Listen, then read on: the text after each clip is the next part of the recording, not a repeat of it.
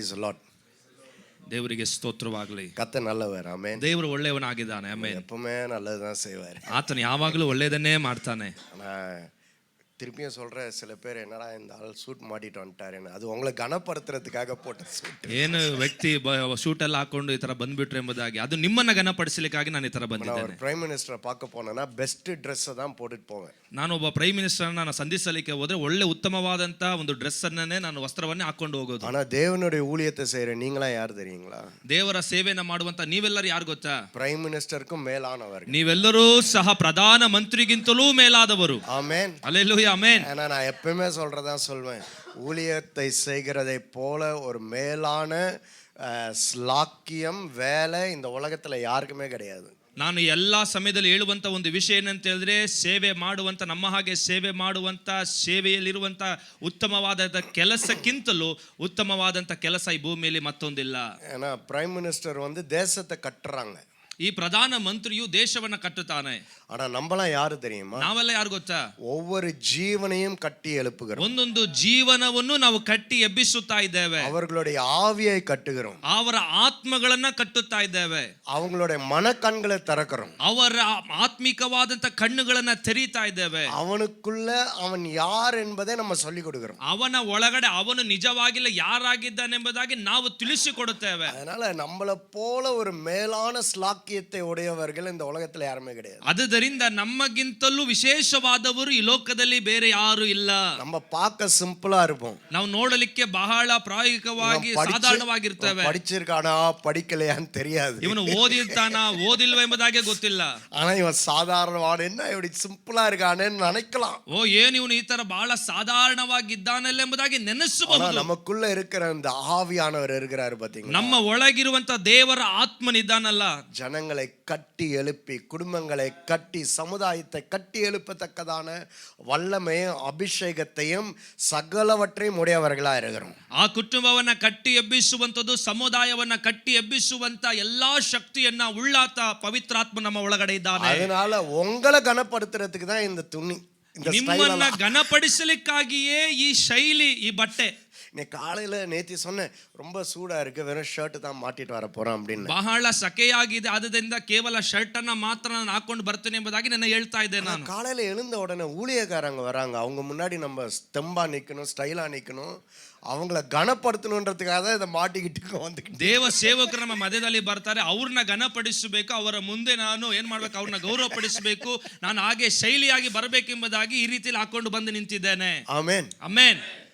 இன்னொன்னு சொல்றேன், ಇನ್ನೊಂದು ಸಹ ನಾನು ಹೇಳ್ತೇನೆ, நீங்க ஊழியக்காரங்கள் என்பதை ரொம்ப பெருமையா நினைக்கணும். ನೀವು ಸೇವಕರಾಗಿರುವುದರಿಂದ ನಿಮ್ಮನ್ನು ಕುರಿತು ನೀವು ಹೆಮ್ಮೆಯಾಗಿ ನೆನೆಸಬೇಕು. ஏன்னா நம்ம பவுல் எழுதும் போது பாருங்களேன், ಪೌಲನು ಬರೆಯುವಾಗ ನೋಡ್ರಿ, அவர் எல்லா சபைக்கும் ஒரு லெட்டர் எழுதுறாரு. ಎಲ್ಲಾ ಸಭೆಗಳಿಗೂ ಆತನು ಪತ್ರಿಕೆಯನ್ನು ಬರೀತಾನೆ. அவர் தன்னை பத்தி என்னன்னு தெரியுமா எழுதுவாரு? ಆತನು ತನ್ನನ್ನು ಕುರಿತು ಏನ್ ಹೇಳ್ತಾನಂದ್ರೆ, தேவனுடைய சித்தத்தின்படி, ದೇವರ ಚಿತ್ತಾನುಸಾರವಾಗಿ. ಆಮೆನ್. ನೀವೆಲ್ಲ ಯಾರು, ನಾವೆಲ್ಲ ಯಾರು? தேவனுடைய சித்தத்தின்படி ஊழியக்காரர். ದೇವರ ಚಿತ್ತಾನುಸಾರವಾಗಿ ದೇವರ ಸೇವಕರಾಗಿದ್ದೇವೆ. அவங்க உங்களை தெரிந்து கொள்ளாம என்னமோ அப்படி ಆಕ್ಸಿಡೆಂಟಲ್ಲ நீங்க ஊழியக்காரங்களா? ಅಕಸ್ಮಾತ್ ಆಗಿ ದೇವರು ಏನು ಗೊತ್ತಿಲ್ಲದೆ ಆರಿಸಿಕೊಂಡು ಆ ರೀತಿಯಲ್ಲಿ ಅಲ್ಲ, தேவனுடைய சித்தம், அதனாலதான் இன்னைக்கு ஊழியக்காரங்களா இருக்கு. ದೇವರ ಚಿತ್ತ, ಅದಕ್ಕಾಗಿ ನಾವು ದೇವರ ಸೇವಕರಾಗಿದ್ದೇವೆ. தேவன் அழைத்திருக்கிறார், அதனால ஊழியக்காரங்க. ದೇವರು ನಮ್ಮನ್ನ ಕರೆದಿದ್ದಾನೆ, ಅದಕ್ಕಾಗಿ ದೇವರ ಸೇವಕರಾಗಿದ್ದೇವೆ. நீங்க ஒவ்வொரு நாளும் காலையில எழுந்து உங்களை பார்த்து என்ன தெரியுமா சொல்லணும்? ಆದ್ದರಿಂದ ಬೆಳಗ್ಗೆ ಎದ್ದ ತಕ್ಷಣ ನಿಮ್ಮನ್ನ ನೋಡಿ ನೀವೇನ್ ಹೇಳ್ಬೇಕು ಗೊತ್ತಾ? தேவனுடைய சித்தத்தின்படி அழைக்கப்பட்ட ஊழியக்காரன், ದೇವರ ಚಿತ್ತಾನುಸಾರವಾಗಿ ಕರೆಯಲ್ಪಟ್ಟ ದೇವರ ಸೇವಕನು ನಾನು. தேவனுடைய நோக்கத்தை உடைய ஒரு ஊழியக்காரன், ದೇವರ ಯೋಚನೆಯನ್ನ ಉದ್ದೇಶವನ್ನ ನೆರವೇರಿಸುವಂತ ದೇವರ ಸೇವಕನು, அழைப்பை உடைய ஒரு ஊழியக்காரன், ದೇವರ ಕರೆಯುವಿಕೆಯನ್ನು ಹೊಂದಿರುವಂತ ದೇವರ ಸೇವಕನು, தேவனுடைய தெரிந்து கொள்ளுதலிலே இருக்கிற ஒரு ஊழியக்காரன், ದೇವರ ಆರಿಸಿಕೊಳ್ಳುವಿಕೆಯಲ್ಲಿ ಇರುವಂತ ಒಬ್ಬ ದೇವರ ಸೇವಕನು. இந்த அழைப்பு உங்களை தெரிந்து கொண்டது. ಈ ಒಂದು ಕರೆಯುವಿಕೆಯು ನಿಮ್ಮನ್ನ ಏನ್ ಮಾಡಿದೆ, ಆರಿಸಿಕೊಂಡಿದೆ. நீங்க அழைப்பை தெரிந்து கொள்ளல, ನೀವು ಕರೆಯುವಿಕೆಯನ್ನು ಆಯ್ಕೆ ಮಾಡಿಲ್ಲ, அழைப்பு உங்களை தெரிந்து கொண்டது. ಆ ಒಂದು ಕರೆಯುವಿಕೆಯು ದೇವರು ನಿಮ್ಮನ್ನ ಆಯ್ಕೆ ಮಾಡಿದೆ. பக்கத்துல பார்த்து சொல்லுங்க, ಪಕ್ಕದಲ್ಲಿ ನೋಡಿ ಹೇಳ್ರಿ, நான் அழைக்கப்பட்டவன், ನಾನು ಕರೆಯಲ್ಪಟ್ಟವನು. இப்போ ஒரு ஹைஃபை கொடுத்து சொல்லுங்க, ಈ ರೀತಿಯಲ್ಲಿ ಕೊಟ್ಟು ಹೈಫೈನ ಕೊಟ್ಟು ಹೇಳ್ರಿ, தெரிந்து கொள்ளப்பட்டவன், ನಾನು ಆರಿಸಿಕೊಳ್ಳಲ್ಪಟ್ಟವನು. ஆமென். ಆಮೆನ್. யோசிச்சு பாருங்களேன். ಯೋಚನೆ ಮಾಡಿ ನೋಡ್ರಿ. இந்த உலகத்துல உங்களோட படித்தவர்கள் இருக்கிறாங்க. ನಿಮ್ಮ ಜೊತೆಯಲ್ಲಿ ಲೋಕದಲ್ಲಿ ಓದಿದವರೆಲ್ಲ ಇದ್ದಾರೆ ಈಗ. இந்த உலகத்துல உங்களோட ஸ்டைலானவங்க இருக்கிறாங்க. ನಿಮಗಿಂತಲೂ ಬಹಳ ಶೈಲಿಯಾಗಿ ಉತ್ತಮವಾದಂತ ವ್ಯಕ್ತಿಗಳು ಈ ಲೋಕದಲ್ಲಿ ಇದ್ದಾರೆ. இந்த உலகத்துல நிறைய காசோடையவங்க நிறைய பேர் இருக்கிறாங்க. ಈ ಲೋಕದಲ್ಲಿ ಬಹಳ ಹಣವುಳ್ಳಂತವರು ಸಹ ಇದ್ದಾರೆ. ஆனா ஆண்டவர் அங்கெல்லாம் போல. ದೇವರು ಅಲ್ಲೆಲ್ಲ ಹೋಗಲಿಲ್ಲ. நம்மள தெரிந்து கொண்டார். ನಮ್ಮನ್ನ ಆರಿಸಿಕೊಂಡಿದ್ದಾನೆ. வேதத்துல நம்ம வாசிக்கிறோம். ಯಾಕಂದ್ರೆ ದೇವರ ವಾಕ್ಯದಲ್ಲಿ ಓದ್ತೇವೆ, உலகத்தின் ஞானவான்களின் ஞானத்தை அவமாக்குவதற்காக, ಈ ಲೋಕದಲ್ಲಿರುವಂತ ಜ್ಞಾನಿಗಳನ್ನ ನಾಚಿಕೆ ಪಡಿಸುವ ಸಲುವಾಗಿ, அதற்காக தான் நம்மள தெரிந்து கொண்டார். ಅದಕ್ಕಾಗಿ ದೇವರು ನಿಮ್ಮನ್ನ ಆರಿಸಿಕೊಂಡಿದ್ದಾನೆ. சாதாரணமானவர்களா இருக்கலாம், ನಾವು ಸಾಧಾರಣವಾದವರಾಗಿರಬಹುದು, பார்க்க ಸಿಂಪಲா இருக்கலாம், ಬಹಳ ನೋಡಕ್ಕೆ ಸಾಧಾರಣವಾಗಿರಬಹುದು, பேச தெரியாம இருக்கலாம், ಮಾತನಾಡಕ್ಕೆ ಬರದ ರೀತಿ, நடந்து கொள்ள தெரியாம இருக்கலாம், ಯಾವ ರೀತಿ ನಡ್ಕೊಳ್ಳೋದು ಗೊತ್ತಿಲ್ಲದೆ சில ಇರಬಹುದು, பேருக்கு சாப்பிட தெரியாம இருக்கலாம், ಕೆಲವೊಬ್ಬರಿಗೆ ಊಟ ಮಾಡೋದು ಯಾವ ರೀತಿಯಲ್ಲಿ ಗೊತ್ತಿಲ್ಲದೆ ಇರಬಹುದು, சில பேருக்கு காபி குடிக்க கூட தெரியாது, ಕೆಲವೊಬ್ಬರಿಗೆ ಯಾವ ರೀತಿಯಲ್ಲಿ ಕಾಫಿಯನ್ನ ಕುಡಿಬೇಕು ಅದೆல்லாம் விட்டுட்டு, ಅದೆಲ್ಲವನ್ನ ಬಿಟ್ಟು, ಅದು தெரிஞ்சவனெல்லாம் விட்டுட்டு, ಅದೆಲ್ಲ ಗೊತ್ತಿರೋರ್ನ ದೇವರು ಬಿಟ್ಟು நம்மள தெரிஞ்சுக்கிட்டாரு. ನಮ್ಮನ್ನ ದೇವರು ಆರಿಸಿಕೊಂಡಿದ್ದಾನೆ. ಯಾಕೆ ಗೊತ್ತಾ? ஏன்னா தெரிஞ்சவன் என்ன தெரியுமா பண்ணுவான்? ಗೊತ್ತಿರೋನ್ ಏನ್ ಮಾಡ್ತಾನಂದ್ರೆ உலக புத்தியில செயல்படுவான். ಅವನು ಲೋಕದ ಜ್ಞಾನಾನುಸಾರವಾಗಿ ಕೆಲಸ ಮಾಡ್ತಾನೆ. தெரியாத நம்ம என்ன தெரியுமா செய்வோம்? ಗೊತ್ತಿಲ್ಲದೆ ಇರುವಂತ ನಾವೇನ್ ಮಾಡ್ತೀವಿ ಅಂದ್ರೆ, தெரிந்த அவரை சார்ந்து கொள்வோம். ಗೊತ್ತಿರುವಂತ ಆತನನ್ನು ಆತುಕೊಳ್ಳುತ್ತೇವೆ. அதுக்கு தான் நம்மள தெரிஞ்சுக்கிட்டாரு. ಅದಕ್ಕಾಗಿ ದೇವರು ನಮ್ಮನ್ನ ಆರಿಸಿಕೊಂಡಿದ್ದಾನೆ. அதனால தான் நம்ம பிரசங்கம் தயார்படும்போது கூட எப்படி தயார்படுறோம்? ಅದಕ್ಕಾಗಿ ನಾವು ಪ್ರಸಂಗವನ್ನ ನಾವು ಸಿದ್ಧ ಮಾಡುವಾಗ ಹೆಂಗೆ ಸಿದ್ಧ ಮಾಡ್ತೇವೆ? தெரிஞ்சவன் எப்படி தெரியுமா தயார் பண்ணுவான்? ಗೊತ್ತಿರೋನು ಯಾವ ರೀತಿಯಲ್ಲಿ ಸಿದ್ಧ ಮಾಡ್ತಾನೆ? படித்ததை வச்சு தயார் பண்ணுவான். ಅವನಿಗೆ ಏನ್ ಓದಿರ್ತಾನೋ ಆ ಅರಿವಿನಿಂದ ಅದನ್ನ ತಯಾರು ಮಾಡ್ತಾನೆ. நம்ம எப்படி தெரியுமா பிரசங்கம் தயார் ಆದ್ರೆ ನಾವು ಪ್ರಸಂಗವನ್ನು ಯಾವ ರೀತಿಯಲ್ಲಿ ತಯಾರು ಮಾಡ್ತೇವೆ? ஆவியானவரே எனக்கு உதவி செய்யுங்க. ಪವಿತ್ರಾತ್ಮನೇ ನನಗೆ ಸಹಾಯ ಮಾಡು. எப்படி பேசணும்னு தெரியாது, ನನಗೆ ಯಾವ ರೀತಿಯಲ್ಲಿ ಮಾತಾಡಬೇಕು ಗೊತ್ತಿಲ್ಲ, எப்படி பாடணும்னு தெரியாது, ಹೇಗೆ ಆಡಬೇಕು ಗೊತ್ತಿಲ್ಲ, என்ன ಜೆபிக்கணும்னு தெரியாது, ಏನ್ ಪ್ರಾರ್ಥನೆ ಮಾಡಬೇಕು ಗೊತ್ತಿಲ್ಲ, எப்படி தீர்க்கதரிசனம் சொல்லணும்னு ಯಾವ தெரியாது, ರೀತಿಯಲ್ಲಿ ಪ್ರವಾದನೆ ಹೇಳಬೇಕು ಗೊತ್ತಿಲ್ಲ. உம்மையே சார்ந்து ದೇವರೇ ನಾನು ನಿನ್ನನ್ನೇ ಆತುಕೊಳ್ಳುತ್ತೇನೆ, ದೇವರೇ ನಿನ್ನನ್ನೇ ಆತುಕೊಳ್ಳುತ್ತೇನೆ, ದೇವರೇ ನಿನ್ನನ್ನೇ ಆತುಕೊಳ್ಳುತ್ತೇನೆ. அதுக்கு தான் என்ன தெரிஞ்சுக்கிட்டாரு, ಅದಕ್ಕಾಗಿ ದೇವರು ನನ್ನನ್ನು ಆರಿಸಿಕೊಂಡಿದ್ದಾನೆ. அதுக்கு தான் உங்களை தெரிஞ்சுக்கிட்டாரு, ಅದಕ್ಕಾಗಿ ದೇವರು ನಿಮ್ಮನ್ನು ಆರಿಸಿಕೊಂಡಿದ್ದಾನೆ. நம்மள தெரிஞ்சுக்கிட்டாரு, ಅದಕ್ಕಾಗಿ ನಮ್ಮನ್ನೇ ಆರಿಸಿಕೊಂಡಿದ್ದಾನೆ. இப்ப பக்கத்துல பார்த்து சொல்லுங்க, ಈಗ ಪಕ್ಕದಲ್ಲಿರು ನೋಡಿ ಹೇಳ್ರಿ, நான் தெரிந்து கொள்ளப்பட்டவன், ನಾನು ಆರಿಸಿಕೊಳ್ಳಲ್ಪಟ್ಟವನು, நான் தெரிந்து கொள்ளப்பட்டவன், ನಾನು ಆರಿಸಿಕೊಳ್ಳಲ್ಪಟ್ಟವನು, நான் தெரிந்து கொள்ளப்பட்டவன். ஆமென், ಆಮೆನ್. தெரிந்து கொள்ளப்பட்டவன், ನಾವು ಆರಿಸಿಕೊಳ್ಳಲ್ಪಟ್ಟವರು. எவ்வளவு பெரிய ஸ்லாக்கியம் எல்லாம் நமக்கு. ಎಷ್ಟು ಒಂದು ದೊಡ್ಡ ಅವಕಾಶ ಅಲ್ವಾ ಇದು ನಮಗೆ? யோசிச்சு பாருங்களேன். ಯೋಚನೆ ಮಾಡಿ ನೋಡ್ರಿ. இந்த உலகத்தை சிருஷ்டித்தவர், ಈ ಲೋಕವನ್ನೇ ಸೃಷ್ಟಿ ಮಾಡಿದವನು, இந்த உலகத்தின் அதிபதி, ಈ ಲೋಕದ ಅಧಿಪತಿ ಆಗಿರುವವನು, பொன்னும் வெள்ளியும் அவருடையது, ಆ ಚಿನ್ನ ಬೆಳ್ಳಿಯು ಎಲ್ಲವೂ ಆತನದು, இந்த உலகத்தின் நிறைவு அவருடையது, ಈ ಲೋಕದಲ್ಲಿರುವಂತ ಎಲ್ಲ ಪರಿಪೂರ್ಣತೆಯು ಪಕ್ವತೆಯು ಆತನದು. அவரு உங்களை தெரிந்துகிட்டார், ಆತನು ನಿಮ್ಮನ್ನ ಆರಿಸಿಕೊಂಡಿದ್ದಾನೆ. நம்ம எவ்வளவு பெரிய ஆளு, ನಾವು ಎಷ್ಟು ದೊಡ್ಡ ವ್ಯಕ್ತಿಗಳಾಗಾದ್ರೆ. ஊழியக்காரங்கன்றது சாதாரண காரியம் இல்ல. ಸೇವಕರು ಅನ್ನುವಂಥದ್ದು ಸಾಧಾರಣವಾದ ವಿಷಯ ಅಲ್ಲ. காலையில எழுந்து ಬೆಳಗ್ಗೆ ಎದ್ದು உங்களை குறித்து பெருமையா நினைச்சுக்கணும், ನಿಮ್ಮನ್ನು ಕುರಿತು ನೀವು ಹೆಮ್ಮೆಯಾಗಿ ನೆನೆಸಿಕೊಳ್ಳಬೇಕು. தேவனாலே தெரிந்து கொள்ளப்பட்ட, ನಾನು ದೇವರಿಂದ ಆರಿಸಿಕೊಳ್ಳಲ್ಪಟ್ಟವನು, தேவனாலே தெரிந்து கொள்ளப்பட்ட, ದೇವರಿಂದ ಆರಿಸಿಕೊಳ್ಳಲ್ಪಟ್ಟವನು. நான் ஜிம்முக்கு போகும்போது, ನಾನು ಜಿಮ್ಗೆ ಹೋಗುವಾಗ கேட்பாங்க, நீங்க எல்லாம் பேசிக்கிட்டே இருக்கும்போது கேட்பாங்க, நீ என்ன பண்றீங்க அப்படின்னுவாங்க. ಅವ್ರು ಮಾತನಾಡುತ್ತಾ ಇರುವಾಗ ತಕ್ಷಣ ಕೇಳ್ತಾರೆ, ನೀವೇನ್ ಮಾಡ್ತಾ ಇದ್ದೀರಾ? இந்த அறிவுலாம் இருக்கிறதுக்கு முன்னாடி, இந்த வெளிச்சம் வரதுக்கு முன்னாடி, ಈ ಒಂದು ಜ್ಞಾನ ಇಲ್ಲಿ ಬರೋದಕ್ಕಿಂತ ಮುಂಚಿತವಾಗಿ அந்த ಕ್ವೆಶ್ಚನ್ ಅವಾಯ್ಡ್ பண்ணிடுவேன். ಆ ಒಂದು ಪ್ರಶ್ನೆನೇ ನಾನು ಹಾಗೆ ನಿಯಂತ್ರಿಸಿ ಬಿಡ್ತಾ ಇದ್ದೆ. ஆனா இப்ப என்ன தெரியுமா? ಆದ್ರೆ ಈಗ ಏನಂದ್ರೆ, தேவனுடைய ஊழியக்காரன், ನಾನು ಈಗ ಹೇಳ್ತೀನಿ ನಾನು ದೇವರ ಸೇವಕನು ಎಂಬುದಾಗಿ. உடனே அடுத்தது என்ன தெரியுமா சொல்வாங்க? ಅನಂತರವಾಗಿ ಅವ್ರು ಏನ್ ಹೇಳ್ತಾರೆ ಗೊತ್ತಾ? அதனாலதான் உங்க முகத்துல ஒரு பிரகாசம் இருக்கு. ಆದ್ದರಿಂದಲೇ ನಿಮ್ಮ ಮುಖದಲ್ಲಿ ಏನೋ ಪ್ರಕಾಶ ಇದೆ. Amen, amen.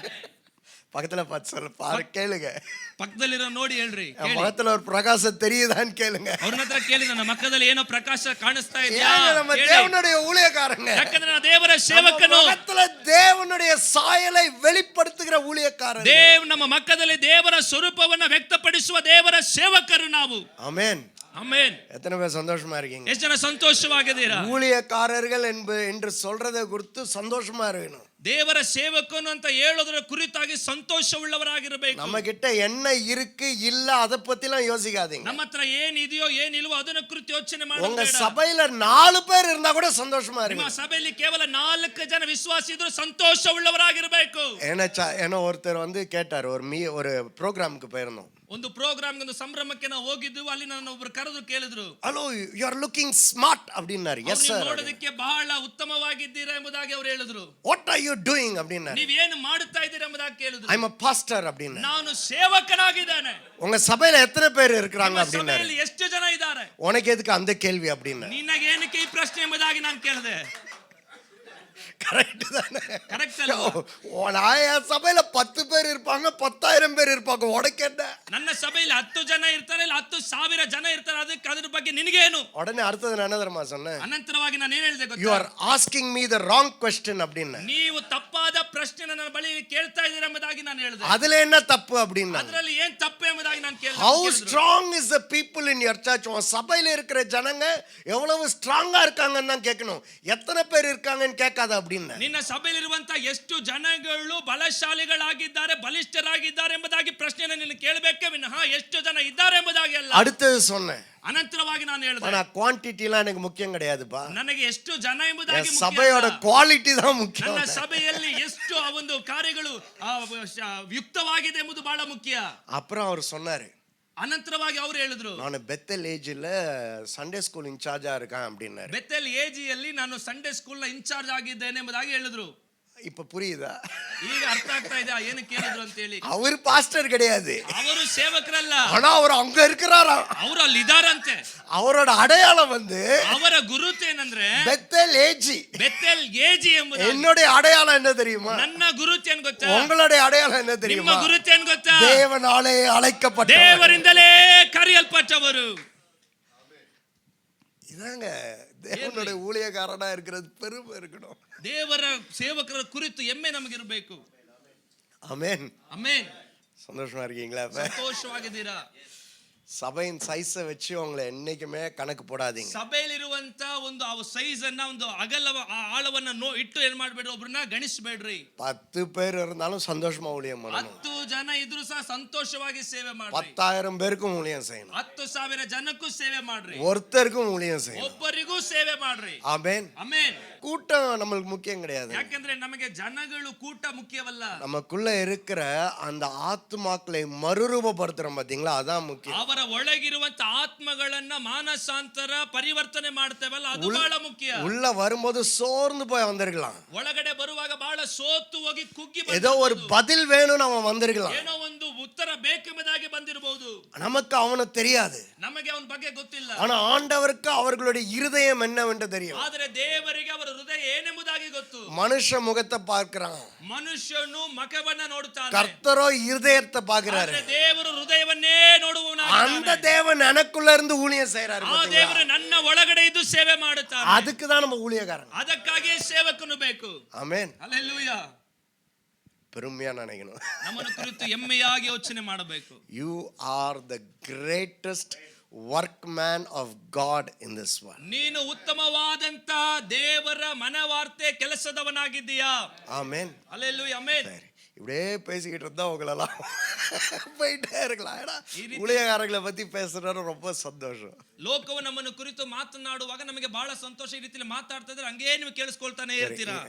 இதனால இன்னொரு காரியத்தை சொல்லிடுறேன் நான். ಇದರಿಂದ ಇನ್ನೊಂದು ವಿಷಯವನ್ನು ನಾನು ಹೇಳ್ತೇನೆ. நான் எப்படி ஊழியக்காரன் ஆனன்றதை ನಾನು ಯಾವ ರೀತಿಯಲ್ಲಿ ಸೇವಕನಾದೆ ಎಂಬುದಾಗಿ. சின்ன வயசுல இருந்தே ஊழியக்காரன்னா எனக்கு ரொம்ப பிடிக்கும். ஊழியம் செய்யறதுனா ரொம்ப பிடிக்கும். ಚಿಕ್ಕ ವಯಸ್ಸಿನಿಂದಲೇ ಸೇವೆ ಮಾಡುವಂತ ಸೇವಕರನ್ನು ನಾನು ನೋಡುವಾಗ ನನಗೆ ಬಹಳ ಇಷ್ಟ. ஏன்னா எங்க அப்பா பாஸ்டர். ಯಾಕಂದ್ರೆ ನನ್ನ ತಂದೆ ಸೇವಕರು. பாஸ்டரை பார்த்து நம்மளுக்கும் பாஸ்டர் ஆகணும்னு ஆசை. ಸೇವಕರನ್ನ ನೋಡಿ ನೋಡಿ ನೋಡಿ ನಾವು ಸೇವಕರಾಗಬೇಕನ್ನೋ ಆಸೆ. ஆனா வயசாக வளர வயசாகல, வளர ಈಗ ಬೆಳೀತಾ ಬೆಳೀತಾ ಬೆಳೀತಾ ವಯಸ್ಸಾಗ್ಲಿಲ್ಲ, ಬೆಳೀತಾ ಬೆಳೀತಾ வளர ಬೆಳೀತಾ இந்த உலகத்தின் ஆசைகள், ಈ ಲೋಕದ ಆಸೆಗಳು. ஏன்னா வாழா இல்லைன்னா நம்ம அப்புறம் பிள்ளைகளே கிடையாது. வாழ பண்ணனா நம்ம பிள்ளைங்களே கிடையாது. ನಾವು ಚೇಷ್ಟೆ ಮಾಡದೆ ಇದ್ರೆ ನಾವು ಮಕ್ಕಳೇ ಅಲ್ಲ. சேஷ்டை பண்ணனா வேஸ்ட். ನಾವು ಚೇಷ್ಟೆ ಮಾಡದೆ ಹೋದ್ರೆ ನಾವು ವೇಸ್ಟ್. அதனால உங்க பிள்ளைங்க சேஷ்டை பண்ணலாம் ரொம்ப யோசிக்காதீங்க. ನಿಮ್ಮ ಮಕ್ಕಳು ಚೇಷ್ಟೆ ಮಾಡೋದ್ರಿಂದ ಅವರನ್ನು ಕುರಿತು ಯೋಚನೆ ಮಾಡಿ. நம்ம பண்ணாததை அவங்க பண்றாங்க. ನಾವು ಮಾಡದೇ ಇರೋದನ್ನ ಅವರು ಮಾಡ್ತಾ ಇದ್ದಾರೆ. பண்ணிட்டு தான் வந்தோம் நம்ம. ನಾವು ಮಾಡಿಬಿಟ್ಟೆ ಬಂದಿರೋದು. கரெக்ட்டா? ಹೌದಲ್ವಾ? சோ அப்படியே கொஞ்சம் வாளாயிட்டு வந்துகிட்டு இருக்கேன் இப்ப. ಆ ರೀತಿಯಲ್ಲಿ ಚೇಷ್ಟೆಯಾಗಿ ನಾವು ಬರ್ತಾ ಇದ್ದೇನೆ. ஒரு நாள் வீட்டுக்கு அந்த காலத்துல 6 மணிக்கெல்லாம் வீட்டுக்கு வரலன்னா அடி விழும். ಆ ದಿನಮಾನಗಳಲ್ಲಿ 6 ಗಂಟೆ ಒಳಗಡೆ ಮನೆ ಒಳಗಡೆ ಬರಲಿಲ್ಲ ಅಂದ್ರೆ ಏಟ್ ಬೀಳ್ತಾ ಇತ್ತು. நான் காலேஜ் போயிட்டு வெளியிலலாம் நல்லா சுத்திட்டு 10 மணிக்கு வீட்டுக்கு வரேன். ನಾನು ಕಾಲೇಜ್ ಎಲ್ಲ ಮುಗಿಸಿ ಹೊರಗಡೆ ಎಲ್ಲ ಸುತ್ತಾಡಿ ಒಂದು 10 ಗಂಟೆಗೆ ನಾನು ಬರ್ತೇನೆ. அன்னைக்கு எங்க அப்பா பைபிள் ஸ்டடி போயிடுவாரு அந்த நாள். ಆ ದಿನದಲ್ಲಿ ಮಾತ್ರ ನನ್ನ ತಂದೆ ಬೈಬಲ್ ಸ್ಟಡಿಗಾಗಿ வரதுக்கு எப்படியும் 10:30 அது மாதிரி ஆயிடும். சரி நம்ம 10 o'clock வீட்டுக்கு போலான்னு பிளான் பண்ணேன். ಅವರು ಬರೋದಕ್ಕೆ 10:30 ಆಗ್ತಾ ಇತ್ತು. ನಾನು 10 ಗಂಟೆ ಒಳಗಡೆ ಮನೆಗೆ ಬಂದ್ಬಿಡೋಣ ಅಂತ ಹೇಳಿ ಯೋಚನೆ ಮಾಡಿದೆ. 10 மணிக்கு வந்துகிட்டு இருக்கேன். பின்னாடி ஒருத்தர் ஆரன் அடிக்கிறாரு எங்க அப்பா. 10 ಗಂಟೆಗೆ ಬರ್ತಾ ಇದ್ದೀನಿ, ಹಿಂದೆ ಒಬ್ರು ಆರನ್ ಆಗ್ತಾ ಇದ್ದಾರೆ. ಅವ್ರು ನಮ್ ನೋಡಿದ್ರೆ ನಮ್ಮ ಅಪ್ಪ, நீ என்ன இவ்வளவு லேட்டா வர? ನೀನೇನು ಇಷ್ಟು ತಡವಾಗಿ ಬರ್ತಾ ಇದೀಯಾ? எங்க போயிருந்த? ಎಲ್ಲಿ ಹೋಗಿದ್ದೆ? இல்ல டாடி பிரேயர் மீட்டிங் போயிருந்தேன். ಇಲ್ಲ ತಂದೆ, ನಾನು ಒಂದು ಪ್ರಾರ್ಥನೆ ಕೂಟಕ್ಕೆ ಹೋಗಿದ್ದೆ. யார் கூட போயிருந்த? ಯಾರ ಜೊತೆಗೆ ಹೋಗಿದ್ದೆ? மைக்கேல் அண்ணா கூட போயிருந்தேன். ಮೈಕಲ್ ಅಣ್ಣನ ಜೊತೆ ಹೋಗಿದ್ದೆ. அவர் இன்னொரு பாஸ்டரோட பையன். ಅವರು ಇನ್ನೊಬ್ಬ ಪಾಸ್ಟ್ ಸೇವಕರ ಮಗ. நேரா ஃபோன் எடுத்து ஃபோன் பண்ணிட்டாரு. ತಕ್ಷಣವೇ ಫೋನ್ ಅನ್ನ ತೆಗೆದು ಫೋನ್ ಮಾಡ್ಬಿಟ್ರು. மைக்கேல் எங்கப்பா போனீங்க? ಎಲ್ಲಪ್ಪ ಹೋಗಿದ್ರಿ? நான் 5 மணிக்கே வீட்டுக்கு வந்துட்டாங்க. ನಾನು 5 ಗಂಟೆಗೆ ಮನೆ ಬಂದ್ಬಿಟ್ಟೆ ಅಂಕಲ್. சரி இன்னைக்கு நம்மளுக்கு அடி வெளுத்து எடுக்க போறாருன்னு நினைச்சேன். ಇವತ್ತು ನನ್ನ ತಂದೆ ನನಗೆ ಹೊಡೆದಾಕ್ತಾರೆ ಎಂಬುದಾಗಿ ನೆನೆಸಿದೆ. அவர் போய் தூங்குன்ட்டாரு.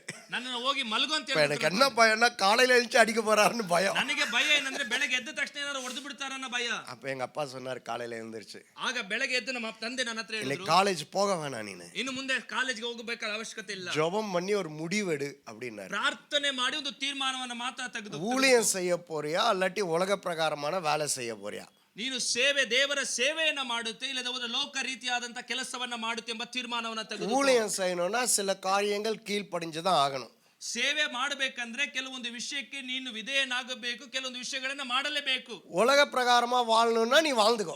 ಲೋಕದ ರೀತಿಯಲ್ಲಿ ಜೀವಿಸಬೇಕಂದ್ರೆ ನೀ ಹೇಗೆ ಬೇಕಾದ್ರೂ ಜೀವಿಸ್ಕೋ. உன்னை எப்படி ஜெபிச்சு கொண்டு வரணும்னு எனக்கு தெரியும். அப்படிலாம் மிரட்டாரு, ஸ்பிரிச்சுவல் பிளாக்மெயில் எல்லாம் பண்ணாரு. ಈ ಒಂದು ಆತ್ಮಿಕವಾದಂತ ಒಂದು ಬ್ಲಾಕ್ ಮೇಲ್ ಗಳನ್ನೆಲ್ಲ ಅವರು ಮಾಡಿದ್ರು. ಯಾವ ರೀತಿಯಲ್ಲಿ ಅಂತ, ನೀನು ಯಾವ ರೀತಿಯಲ್ಲಿ ಪ್ರಾರ್ಥನೆ ಮಾಡಿ ಹಿಂದಕ್ಕೆ ತರಗಬೇಕಂತ ನನಗೆ ಗೊತ್ತೆಂಬುದಾಗಿ ಅವ್ರು ಹೇಳಿದ್ರು. சரி, ஆனா அதை நான் நம்பல.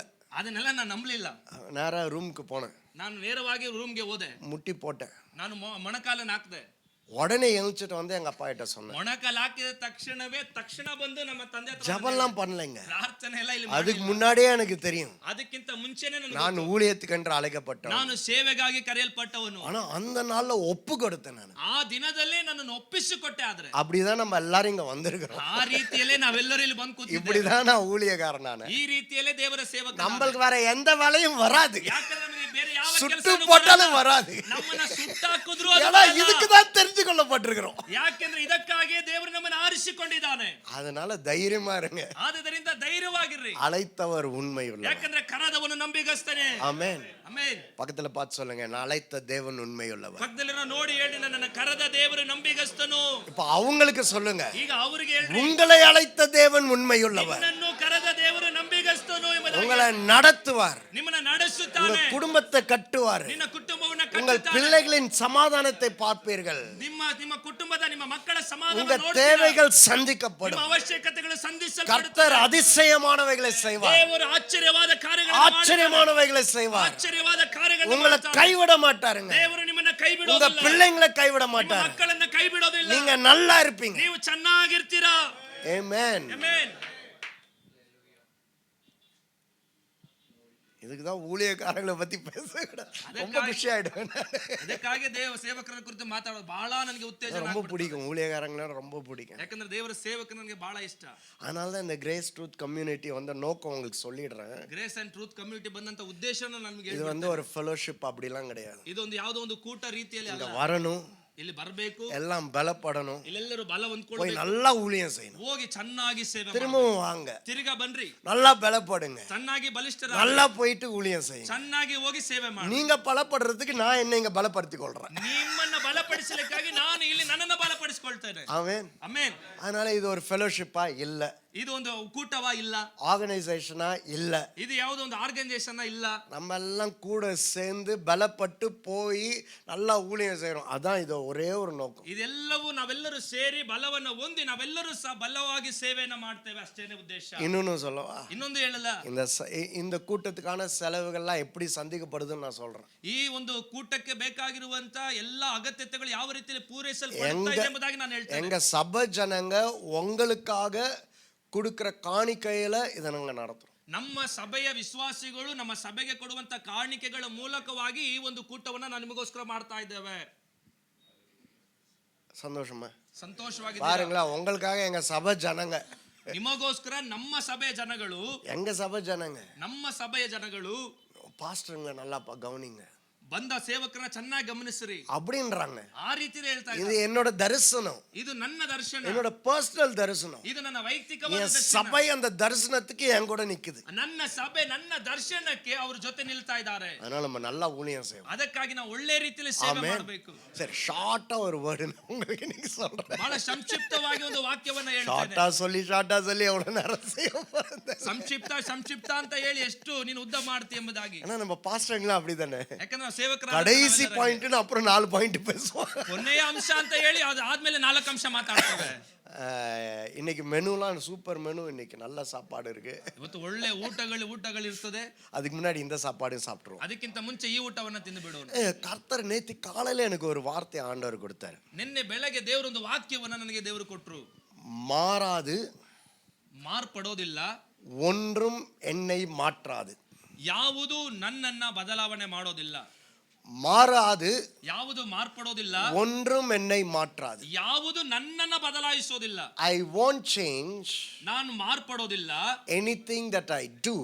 ನಾನು ಮಾಡುವಂತ ಯಾವ ವಿಷಯವೂ ಸಹ I won't let anything that happens change me. ನನ್ನ ಜೀವಿತದಲ್ಲಿ ಏನೇ ವಿಷಯಗಳು ನಡೆದ್ರು ಆ ವಿಷಯಗಳು ಬದಲಾವಣೆ ಆಗೋದಿಲ್ಲ.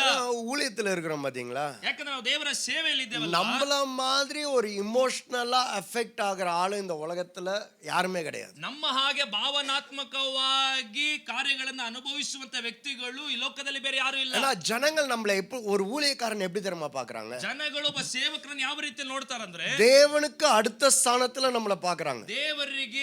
ದೇವರ ನಂತರವಾಗಿ ಹಂತದಲ್ಲಿ ನಮ್ಮನ್ನ ನೋಡ್ತಾರೆ. ஆமென். ಆಮೆನ್. தேவனுக்கு அடுத்த ஸ்தானத்துல நம்ம பாக்குறாங்க. ದೇವರ ಆದ್ಮೇಲೆ ಅವರು ನಮ್ಮನ್ನೇ ದೇವರ ಹಾಗೆ ಅವರು ನೋಡ್ತಾರೆ. அதனாலதான் நம்ம கிட்ட ஜெபத்துக்கு வராங்க. ಅದಕ್ಕಾಗಿ ಜನಗಳು ನಮ್ಮ ಹತ್ರ ಪ್ರಾರ್ಥನೆಗೋಸ್ಕರ அவங்க ಬರ್ತಾರೆ. பிள்ளைக்கு பேர் வைக்கிறதுக்கு நம்மள கூப்பிடுறாங்க. ಅವರ ಮಕ್ಕಳಿಗೆ ಹೆಸರು ಇಡಲಿಕ್ಕೆ ನಮ್ಮನ್ನ ಕರೀತಾರೆ. அவங்க வீடு டெடிகேஷனுக்கு உங்களையும் என்னையும் கூப்பிடுறாங்க. ಅವರ ಮನೆಯ ಒಂದು ಡೆಡಿಕೇಶನ್ ಗಾಗಿ ನಮ್ಮನ್ನ ಕರೀತಾರೆ. அது மாதிரி அவங்க பிசினஸ் ஆரம்பிக்கிறாங்களா, நம்மள ஜெபம் பண்ண கூப்பிடுறாங்க. ಆ ಒಂದು ಯಾವುದೊಂದು ವ್ಯಾಪಾರವನ್ನ ಅವರು ಆರಂಭ ಮಾಡಲಿಕ್ಕೋಸ್ಕರ ನಮ್ಮನ್ನ ಪ್ರಾರ್ಥನೆ ಮಾಡಿ. ஏன்னா நம்ம வார்த்தையில அவ்வளவு பெரிய வல்லமை இருக்கு. ಯಾಕಂದ್ರೆ ನಮ್ಮ ಮಾತಿನಲ್ಲಿ ಅಷ್ಟು ಬಲ ಇದೆ. ஏன்னா ஊழியக்காரனின் வார்த்தையை கர்த்தர் கனப்படுத்துறாரு. ಯಾಕಂದ್ರೆ ದೇವರ ಸೇವಕರ ಬಾಯಲ್ಲಿ ಹೊರಡುವಂತ ಮಾತನ್ನ ದೇವರು ಗಣಪಡಿಸ್ತಾನೆ. கர்த்தர் நம்மள அந்த நிலைமையில தான் வச்சிருக்காரு. ದೇವರು ಅಂತ ಅಂತಸ್ತಿನಲ್ಲಿ ದೇವರು ನಮ್ಮನ್ನ ಇಟ್ಟಿದ್ದಾರೆ. விசுவாசிக்கிறீங்களா? ಎಷ್ಟು ಜನ ಅದನ್ನ ನಂಬುತ್ತೀರಾ? ஆமென். அந்த நிலைமையில இருக்கிற நமக்கு ಆ ಪರಿಸ್ಥಿತಿಯಲ್ಲಿ ಇರುವಂತ ನಾವುಗಳು நல்ல காரியங்கள் மாத்திரம் கிடையாது, ಒಳ್ಳೆಯ ಕಾರ್ಯಗಳು ಮಾತ್ರ ಅಲ್ಲ, அவங்க பிரச்சனையிலயும் நம்ம பங்கு பெறறோம். ಅವರ ಸಮಸ್ಯೆಯಲ್ಲಿಯೂ ನಾವು ಪಾಲನೆ அவங்க ತೆಗೆದುಕೊಳ್ಳಬೇಕು. ஒரு வீட்ல பிரச்சனையா நம்மள அது பாதிக்குது. ಅವರ ಮನೆಯಲ್ಲಿ ಏನೋ ಸಮಸ್ಯೆ ಅಂದ್ರೆ ಅದು ನಮಗೂ ಸಹ ಅದು ಏನಾಗ್ತದೆ, ಬಾಧೆಯನ್ನು அவங்க ಕೊಡ್ತದೆ. வீட்ல ஒரு கஷ்டமா நமக்கு அது பாதிக்குது. ಅವರ ಮನೆಯಲ್ಲಿ ಏನೋ ಕಷ್ಟ ಅದು ನಮಗೆ ಬಾಧಿಸುವಿಕೆಯನ್ನು ಕೊಡ್ತದೆ. அவங்க கடன் பிரச்சனையில இருந்தா நமக்கு அது பாதிக்குது. ಅವರು ಸಾಲದ ಸಮಸ್ಯೆ ನಮ್ಮನ್ನ ಬಾಧಿಸ್ತದೆ. அவங்க குடும்பத்துல சண்டையா நம்மள அது ಅವರ பாதிக்குது. ಕುಟುಂಬದಲ್ಲಿ ಜಗಳನ ಅದು ನಮ್ಮನ್ನ ಬಾಧಿಸ್ತದೆ. அவங்க பிள்ளை ஒழுங்கா இல்லைன்னா நம்மள அது பாதிக்குது. ಅವರ ಮಕ್ಕಳು ಸರಿ ಇಲ್ಲ ಅಂದ್ರೆ ಅದು ನಮ್ಮನ್ನ ஏன்னா ಬಾಧಿಸ್ತದೆ. நம்ம கிட்ட தான் சொல்றாங்க. ಯಾಕಂದ್ರೆ ಅವ್ರು ನಮ್ಮ ಹತ್ರನೇ ಹೇಳ್ತಾರೆ. ஆனா நம்மளும் மனுஷர்கள் தான். ಯಾಕಂದ್ರೆ ನಾವು ಸಹ ಮನುಷ್ಯರೇ. ஆனா அவங்களுக்கு என்ன தெரியுமா தெரியாது, ಆದ್ರೆ ಅವ್ರಿಗೆ ಏನ್ ಗೊತ್ತಿಲ್ಲ. அதே பிரச்சனை நம்ம வீட்லயும் இருக்கும். ಅದೇ ಸಮಸ್ಯೆ ನಮ್ಮ ಮನೆಯಲ್ಲಿ ಇದೆ, ಅದು ಅವ್ರಿಗೆ ಗೊತ್ತಿಲ್ಲ. அதே பிரச்சனை நம்ம வீட்லயும் ஓடிக்கிட்டு ಅದೇ இருக்கும். ಸಮಸ್ಯೆ ನಮ್ಮ ಮನೆಯಲ್ಲಿ ಓಡ್ತಾ ಇರ್ತದೆ. அப்பதான் நம்ம மனைவி கிட்ட ஏதாச்சும் சண்டையா இருக்கும். ಅವಾಗಲೇ ನಮ್ಮ ಹೆಂಡತಿ ಜೊತೆ ಏನೋ ಜಗಳ ಆಗಿರ್ತದೆ. அப்பதான் ஒரு ஃபோன் கால் வரும். ಆಗ್ಲೇ ಒಂದು ಫೋನ್ ಕಾಲ್ ಬರ್ತದೆ. பாஸ்டர் வீட்ல சமாதானமே இல்ல பாஸ்டர், ஜெபம் பண்ணுங்க பாஸ்டர். ಮನೆಯಲ್ಲಿ ಸಮಾಧಾನನೇ ಇಲ್ಲ, ಸೇವಕರೇ ನನಗೋಸ್ಕರ ಪ್ರಾರ್ಥನೆ அவருக்கு ಮಾಡಿ. தெரியாது நம்ம வீட்ல சமாதானம் எப்பயோ போயிடுச்சு. ಅವರಿಗೆ ಗೊತ್ತಿಲ್ಲ ನಮ್ಮ ಮನೆಯಲ್ಲಿರುವಂತ ಸಮಾಧಾನ ಯಾವಾಗಲೂ ಹೋಯ್ತು ಎಂಬುದಾಗಿ. அப்பதான் ஒரு ஃபோன் வரும். ಹಾಗೆ ಒಂದು ಫೋನ್ பாஸ்டர் ಬರ್ತದೆ. கடன்காரன் தொல்லை பண்றான், கழுத்தை நெரிக்கிறான் பாஸ்டர். ಸಾಲಗಾರನು ಬಂದು ನನ್ನ ಕುತ್ತಿಗೆಯನ್ನು ಇಸುಕುತ್ತಾ ಇದ್ದಾನೆ ಸೇವಕರೇ. ஆனா அந்த நேரத்துல நம்ம யோசிப்போம், ಆ ಸಮಯದಲ್ಲಿ ನಾವು ಯೋಚನೆ இந்த ಮಾಡ್ತೇವೆ, மாசம் நான் ரெண்ட் எப்படி கட்ட போறேன், ಈ ತಿಂಗಳು ಆ ಬಾಡಿಗೆನ ಹೆಂಗೆ ಕಟ್ಟುತ್ತೇನೆ ಎಂಬುದಾಗಿ, என் வண்டிக்கு இஎம்ஐ எப்படி கட்ட போறேன், ನನ್ನ ಗಾಡಿಗೆ ಇಎಂಐ ಹೆಂಗೆ ಕಟ್ಟುತ್ತೇನೆ, என் பிள்ளைக்கு நான் ஸ்கூல் ஃபீஸ் எப்படி கட்ட போறேன். ನನ್ನ ಮಕ್ಕಳಿಗೆ ಸ್ಕೂಲ್ ಫೀಸ್ ಯಾವ ರೀತಿಯಲ್ಲಿ ಕಟ್ಟುತ್ತೇನೆ. அவங்களுக்கு சம்பாத்தியம் இருக்கு, ಅವರಿಗೆ ಸಂಬಳ ಅನ್ನುವಂಥದ್ದು நம்மளுக்கு சம்பளம் கிடையாது. ನಮಗೆ ಯಾವ காணிக்க போட்டா உண்டு. ನಮಗೆ ಯಾರಾದ್ರೂ ಆ ಕಾಣಿಕೆ ಹಾಕಿದ್ರೇನೆ ಉಂಟು. ஒரு மாசம் தசமாம் கொடுக்கலன்னா நம்ம அவுட்.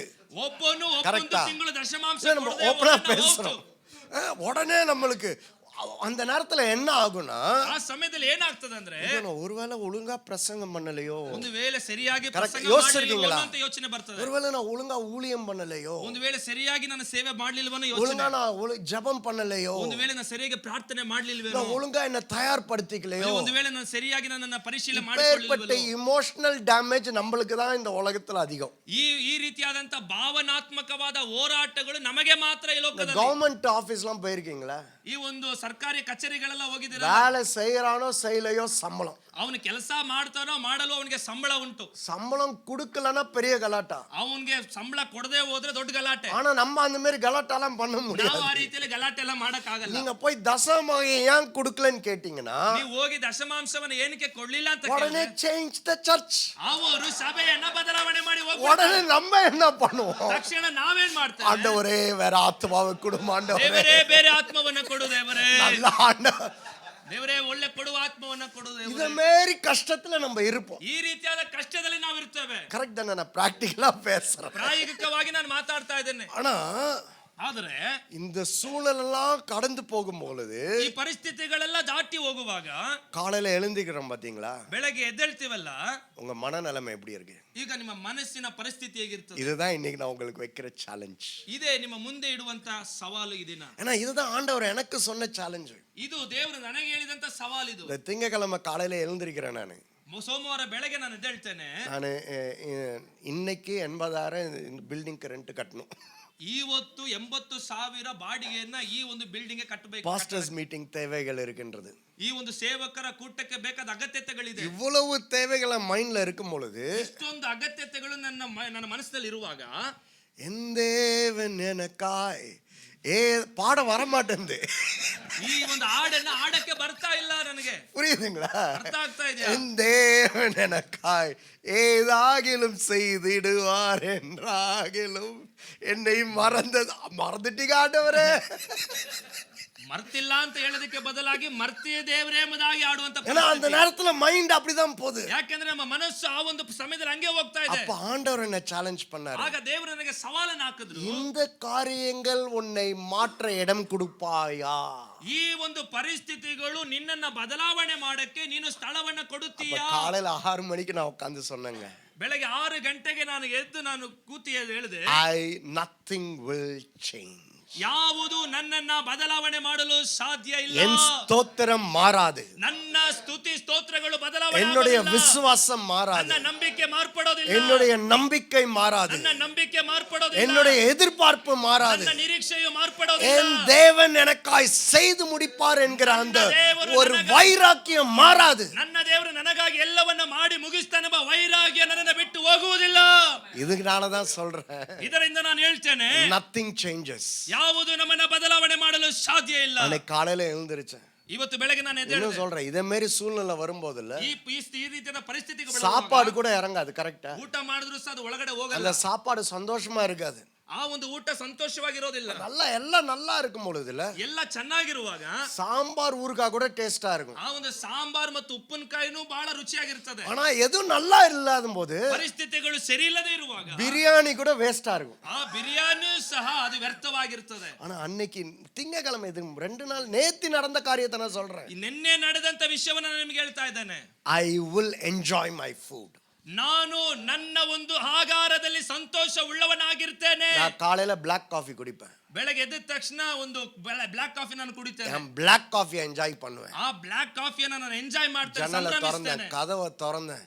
ಆ ಒಂದು ಡೋರ್ ಅನ್ನು ನಾನು ತೆಗೆದೆ, ಮನೆ ಬಾಗಿಲು கூல் ತೆಗೆದೆ. ಬ್ರೀಸ್ 5 மணிக்கு ಆ ಒಂದು ಆ ಸೂರ್ಯನ ಉದಯಿಸುವಂತ ಆ ಒಂದು ಕಾರ್ಯ ನನ್ನ ಕಣ್ಣಿಗೆ ಹಂಗೆ ಬೀಳ್ತು. I will enjoy this. ನಾನು ಅದನ್ನು ಅನುಭವಿಸುತ್ತೇನೆ. ಅದನ್ನ ಅನುಭವಿப்பேன். ನಾನು ಅದನ್ನು ಅನುಭವಿಸ್ತೇನೆ. nothing changes. ಯಾವುದು ನನ್ನ ಬದಲಾವಣೆ ಮಾಡಕ್ಕೆ ಸಾಧ್ಯ ಇಲ್ಲ. காலையில எழுந்திருக்கும் போதல்ல நீ ஜிம்முக்கு போணுமா அப்படின்னு இருந்துச்சு. ಇವತ್ತು ಬೆಳಗ್ಗೆ ಎದ್ದೇಳುವಾಗ ವ್ಯಾಯಾಮ ಮಾಡಕ್ಕೆ ಹೋಗಬೇಕಾ ಅನಿಸುತ್ತು. ஜிம்முக்கு போவேன். ನಾನು ವ್ಯಾಯಾಮಕ್ಕೆ ಹೋಗುತ್ತೇನೆ. காலையில ஜிம்முக்கு போகும்போது ನಾನು ವ್ಯಾಯಾಮಕ್ಕೆ ಹೋಗುವಾಗ வர்ஷிப் பாட்டு என் காதுல கேட்டுக்கிட்டே இருக்கு.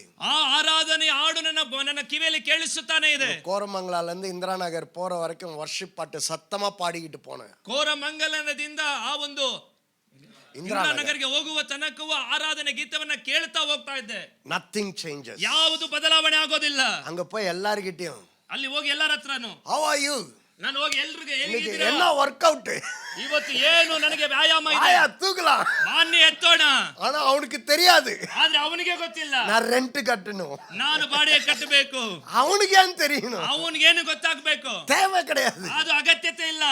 They should see me living my life. ಅದಕ್ಕಾಗಿ ಅವರು ತಿಳ್ಕೋಬೇಕು, ನನ್ನ ಜೀವಿತವನ್ನ ಅನುಭವಿಸ್ತಾ ಇದ್ದೇನೆ, ಜೀವಿಸ್ತಾ ಇದ್ದೇನೆ ಅಂತ ಅವ್ರು ತಿಳ್ಕೋಬೇಕು. இததான் நான் உங்களுக்கு சொல்றேன், ಅದನ್ನೇ ನಾನು ನಿಮಗೆ ಹೇಳ್ತಾ ಇದ್ದೇನೆ. எதுவும் மாறாது. ಯಾವುದು ಬದಲಾವಣೆ ಆಗೋದಿಲ್ಲ. இங்க இருந்து போகும்போதுல ಇಲ್ಲಿಂದ ಹೋಗುವಾಗ நீங்க வீட்டுக்கு திரும்ப போறீங்க பாத்தீங்களா, ಮನೆಗೆ ತಿರ್ಗಾ ಹೋಗ್ತಿರಲ್ವಾ, உங்க மனைவி பார்த்து ஆச்சரியப்படணும். ನಿಮ್ಮ ಹೆಂಡತಿ ನೋಡಿ ನಿಮ್ಮನ್ನ ಆಶ್ಚರ್ಯ ಪಡಬೇಕು. ஆளு கொஞ்சம் வித்தியாசமா வந்திருக்காரு, ಓ ವ್ಯಕ್ತಿ ಇವತ್ತು ಸ್ವಲ್ಪ ಬದಲಾವಣೆ ಆಗಿ ಬಂದಿದ್ದಾನಲ್ಲ, கெத்தா பேசுறாரு, ಓ ಬಹಳ ಗೆತ್ತಾಗಿ ಮಾತಾಡ್ತಾ, தைரியமா பேசுறாரு, ಧೈರ್ಯ ಬಂದು ಮಾತಾಡ್ತಾ ಇದ್ದಾನಲ್ಲ, திமிரா பேசுறாரு, ಓ ಬಹಳ ಈ ರೀತಿ ஆண்டவரை குறித்து பெருசா பேசுறாரு. ದೇವರನ್ನ ಕುರಿತು ದೊಡ್ಡದಾಗಿ ಮಾತಾಡ್ತಾ இங்க ಇದ್ದಾನಲ್ಲ. சொல்லணும், எதுவும் மாறாது. ನೀವ್ ಹೇಳ್ಬೇಕು ಯಾವುದು ಬದಲಾವಣೆ நாளைக்கு பீஃப் ಆಗಲ್ಲ. அடிக்கிறோம், நாளைக்கு pork சாப்பிடுறோம், ನಾವು ಇದನ್ನ ಹೊಡಿತೇವೆ, நாளைக்கு பிரியாணி சாப்பிடுறோம், ನಾವು ಬಿರಿಯಾನಿನ ನಾಳೆ இந்த ತಿಂತೇವೆ. சண்டே நல்லா கொண்டாடுறோம். ಈ ಒಂದು ಭಾನುವಾರ ನಾವು ஆண்டவர் ಉತ್ಸವವಾಗಿರ್ತೇವೆ. சபையில கிரியை செய்ய போறாரு. ದೇವರ ಸಭೆಯಲ್ಲಿ ಕ್ರಿಯೆ ಮಾಡ್ಲಿಕ್ಕೆ உங்க எதிர்பார்ப்பு மாறக்கூடாது. ನಿಮ್ಮ ಒಂದು ಎದುರು ನೋಡುವಿಕೆ ನಿರೀಕ್ಷೆಯು ಮಾರ್ಪಡಲೇಬಾರದು. இது எதுல இருந்து தெரியுமா நான் சொல்றேன், ಯಾವುದರಿಂದ ನಾನು ಹೇಳ್ತಾ ಇದ್ದೇನೆ ಗೊತ್ತಾ, தானியேல் ದಾನಿಯೇಲನ ಪುಸ್ತಕ, தானியேல் 6வது அதிகாரத்துல வாசிக்கிறோம். ದಾನಿಯೇಲನ ಪ್ರವಾದನೆ ಪುಸ್ತಕ 6ನೇ ಅಧ್ಯಾಯ. கையெழுத்து இடப்பட்டது என்று தெரிந்தும், ಅಲ್ಲಿ ವಾಕ್ಯ ಹೇಳ್ತದೆ, ಆ ಬರಹವು ಬರೆಯಲ್ಪಟ್ಟಿದೆ ಎಂಬುದಾಗಿ ತಿಳಿದು. உங்களுக்கு அந்த சம்பவம் தெரியும், பாஸ்டர்ஸ் நம்ம சண்டே ஸ்கூல்ல இருந்து கத்துக்கிட்ட ஒரு சம்பவம்னா அதான். ನಾವು ಸಂಡೇ ಸ್ಕೂಲ್ ಇಂದ ತಿಳಿದುಕೊಂಡಂತ ಒಂದು ಘಟನೆ ಇದಾಗಿದೆ. என்னன்னா தரியு ராஜாவை தவிர வேற யாருக்கிட்டையும் ஜெபிச்சாலோ வேண்டுதல் வச்சாலோ என்ன பண்ணணும், சிங்க கபியில போடப்படணும். ಆ ದರ್ಯಾವೇಶನ್ ಎಂಬವಂತ ರಾಜನನ್ನ ಯಾರೆಲ್ಲ ಆರಾಧನೆ ಮಾಡಲಿಲ್ವೋ, ಆತನನ್ನ ಅಡ್ಡ ಬೀಳಲ್ವ ಆತನಿಗೆ, ಅವ್ರನ್ನೆಲ್ಲರೂ ಸಹ ಬೆಂಕಿಯಲ್ಲಿ ಹಾಕಬೇಕು. அது கையெழுத்து போட்டுட்டாங்க, லா கையெழுத்து போட்டாச்சு. ಅಲ್ಲಿ ಆ ಒಂದು ಇದಕ್ಕೆ ಬರಹವನ್ನ ಬರೆದು ಹಾಕ್ಬಿಡ್ತು, ಸೈನ್ ಹಾಕ್ಬಿಟ್ಟು. கையெழுத்து போடப்பட்டது என்று தெரிந்தும், ಆ ಸಹಿಯನ್ನ ಹಾಕಿದ್ರು ಎಂಬುದಾಗಿ ಇವರು ತಿಳಿದ್ರು ಸಹ. கரெக்ட் தானே, இவன் மாறினானா, ಇದು ಸರಿ, நீ என்ன வேணா செய், ಇವನು ಮಾರ್ಪಟ್ಟನ, ನೀನ್ ಏನ್ ಬೇಕಾದ್ರೂ ಮಾಡು, ஐ வில் நாட் சேஞ்ச். ನಾನು ಬದಲಾವಣೆ ಆಗೋದಿಲ್ಲ. அவர் திரும்ப வீட்டுக்கு போறாரு, ಅವನು ಮತ್ತೆ ಮನೆಗೆ ಹೋಗ್ತಾರೆ, ஜன்னலை திறக்கிறாரு, ಅವರು ಆ ಒಂದು ಕಿಟಕಿಯನ್ನ ತೆರೀತಾರೆ. அவனுக்கு ஆனா என்ன தெரிஞ்சிருக்கு, ಅವನಿಗೆ ಏನ್ ಗೊತ್ತಾಗಿದೆ, கையெழுத்து போடப்பட்டு இருக்கிறது என்று தெரிந்திருக்கு, ಆ ಸಹಿ ಹಾಕಲ್ಪಟ್ಟಿದೆ ಅಂತ ದಾನಿಯೇಲನಿಗೆ பிரச்சனை ಗೊತ್ತಾಗಿದೆ, இருக்குன்னு தெரிஞ்சிருக்கு, ಸಮಸ್ಯೆ ಇದೆ ಅಂತ ಗೊತ್ತಿದೆ, என்ன சிங்க கபியில போடுவாங்கன்னு ಆ தெரிஞ்சிருக்கு. ಸಿಂಹದ ಗವಿಯಲ್ಲಿ ಹಾಕುತ್ತಾರೆ ಎಂಬುದಾಗಿ ಗೊತ್ತಿದೆ.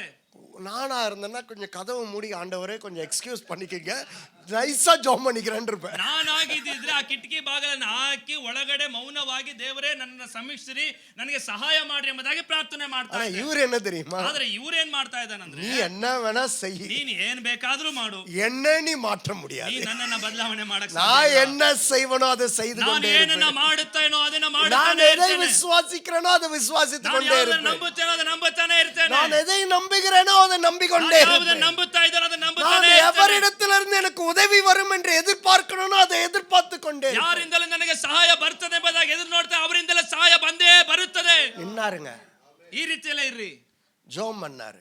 ಪ್ರಾರ್ಥನೆ ಮಾಡಿದನು.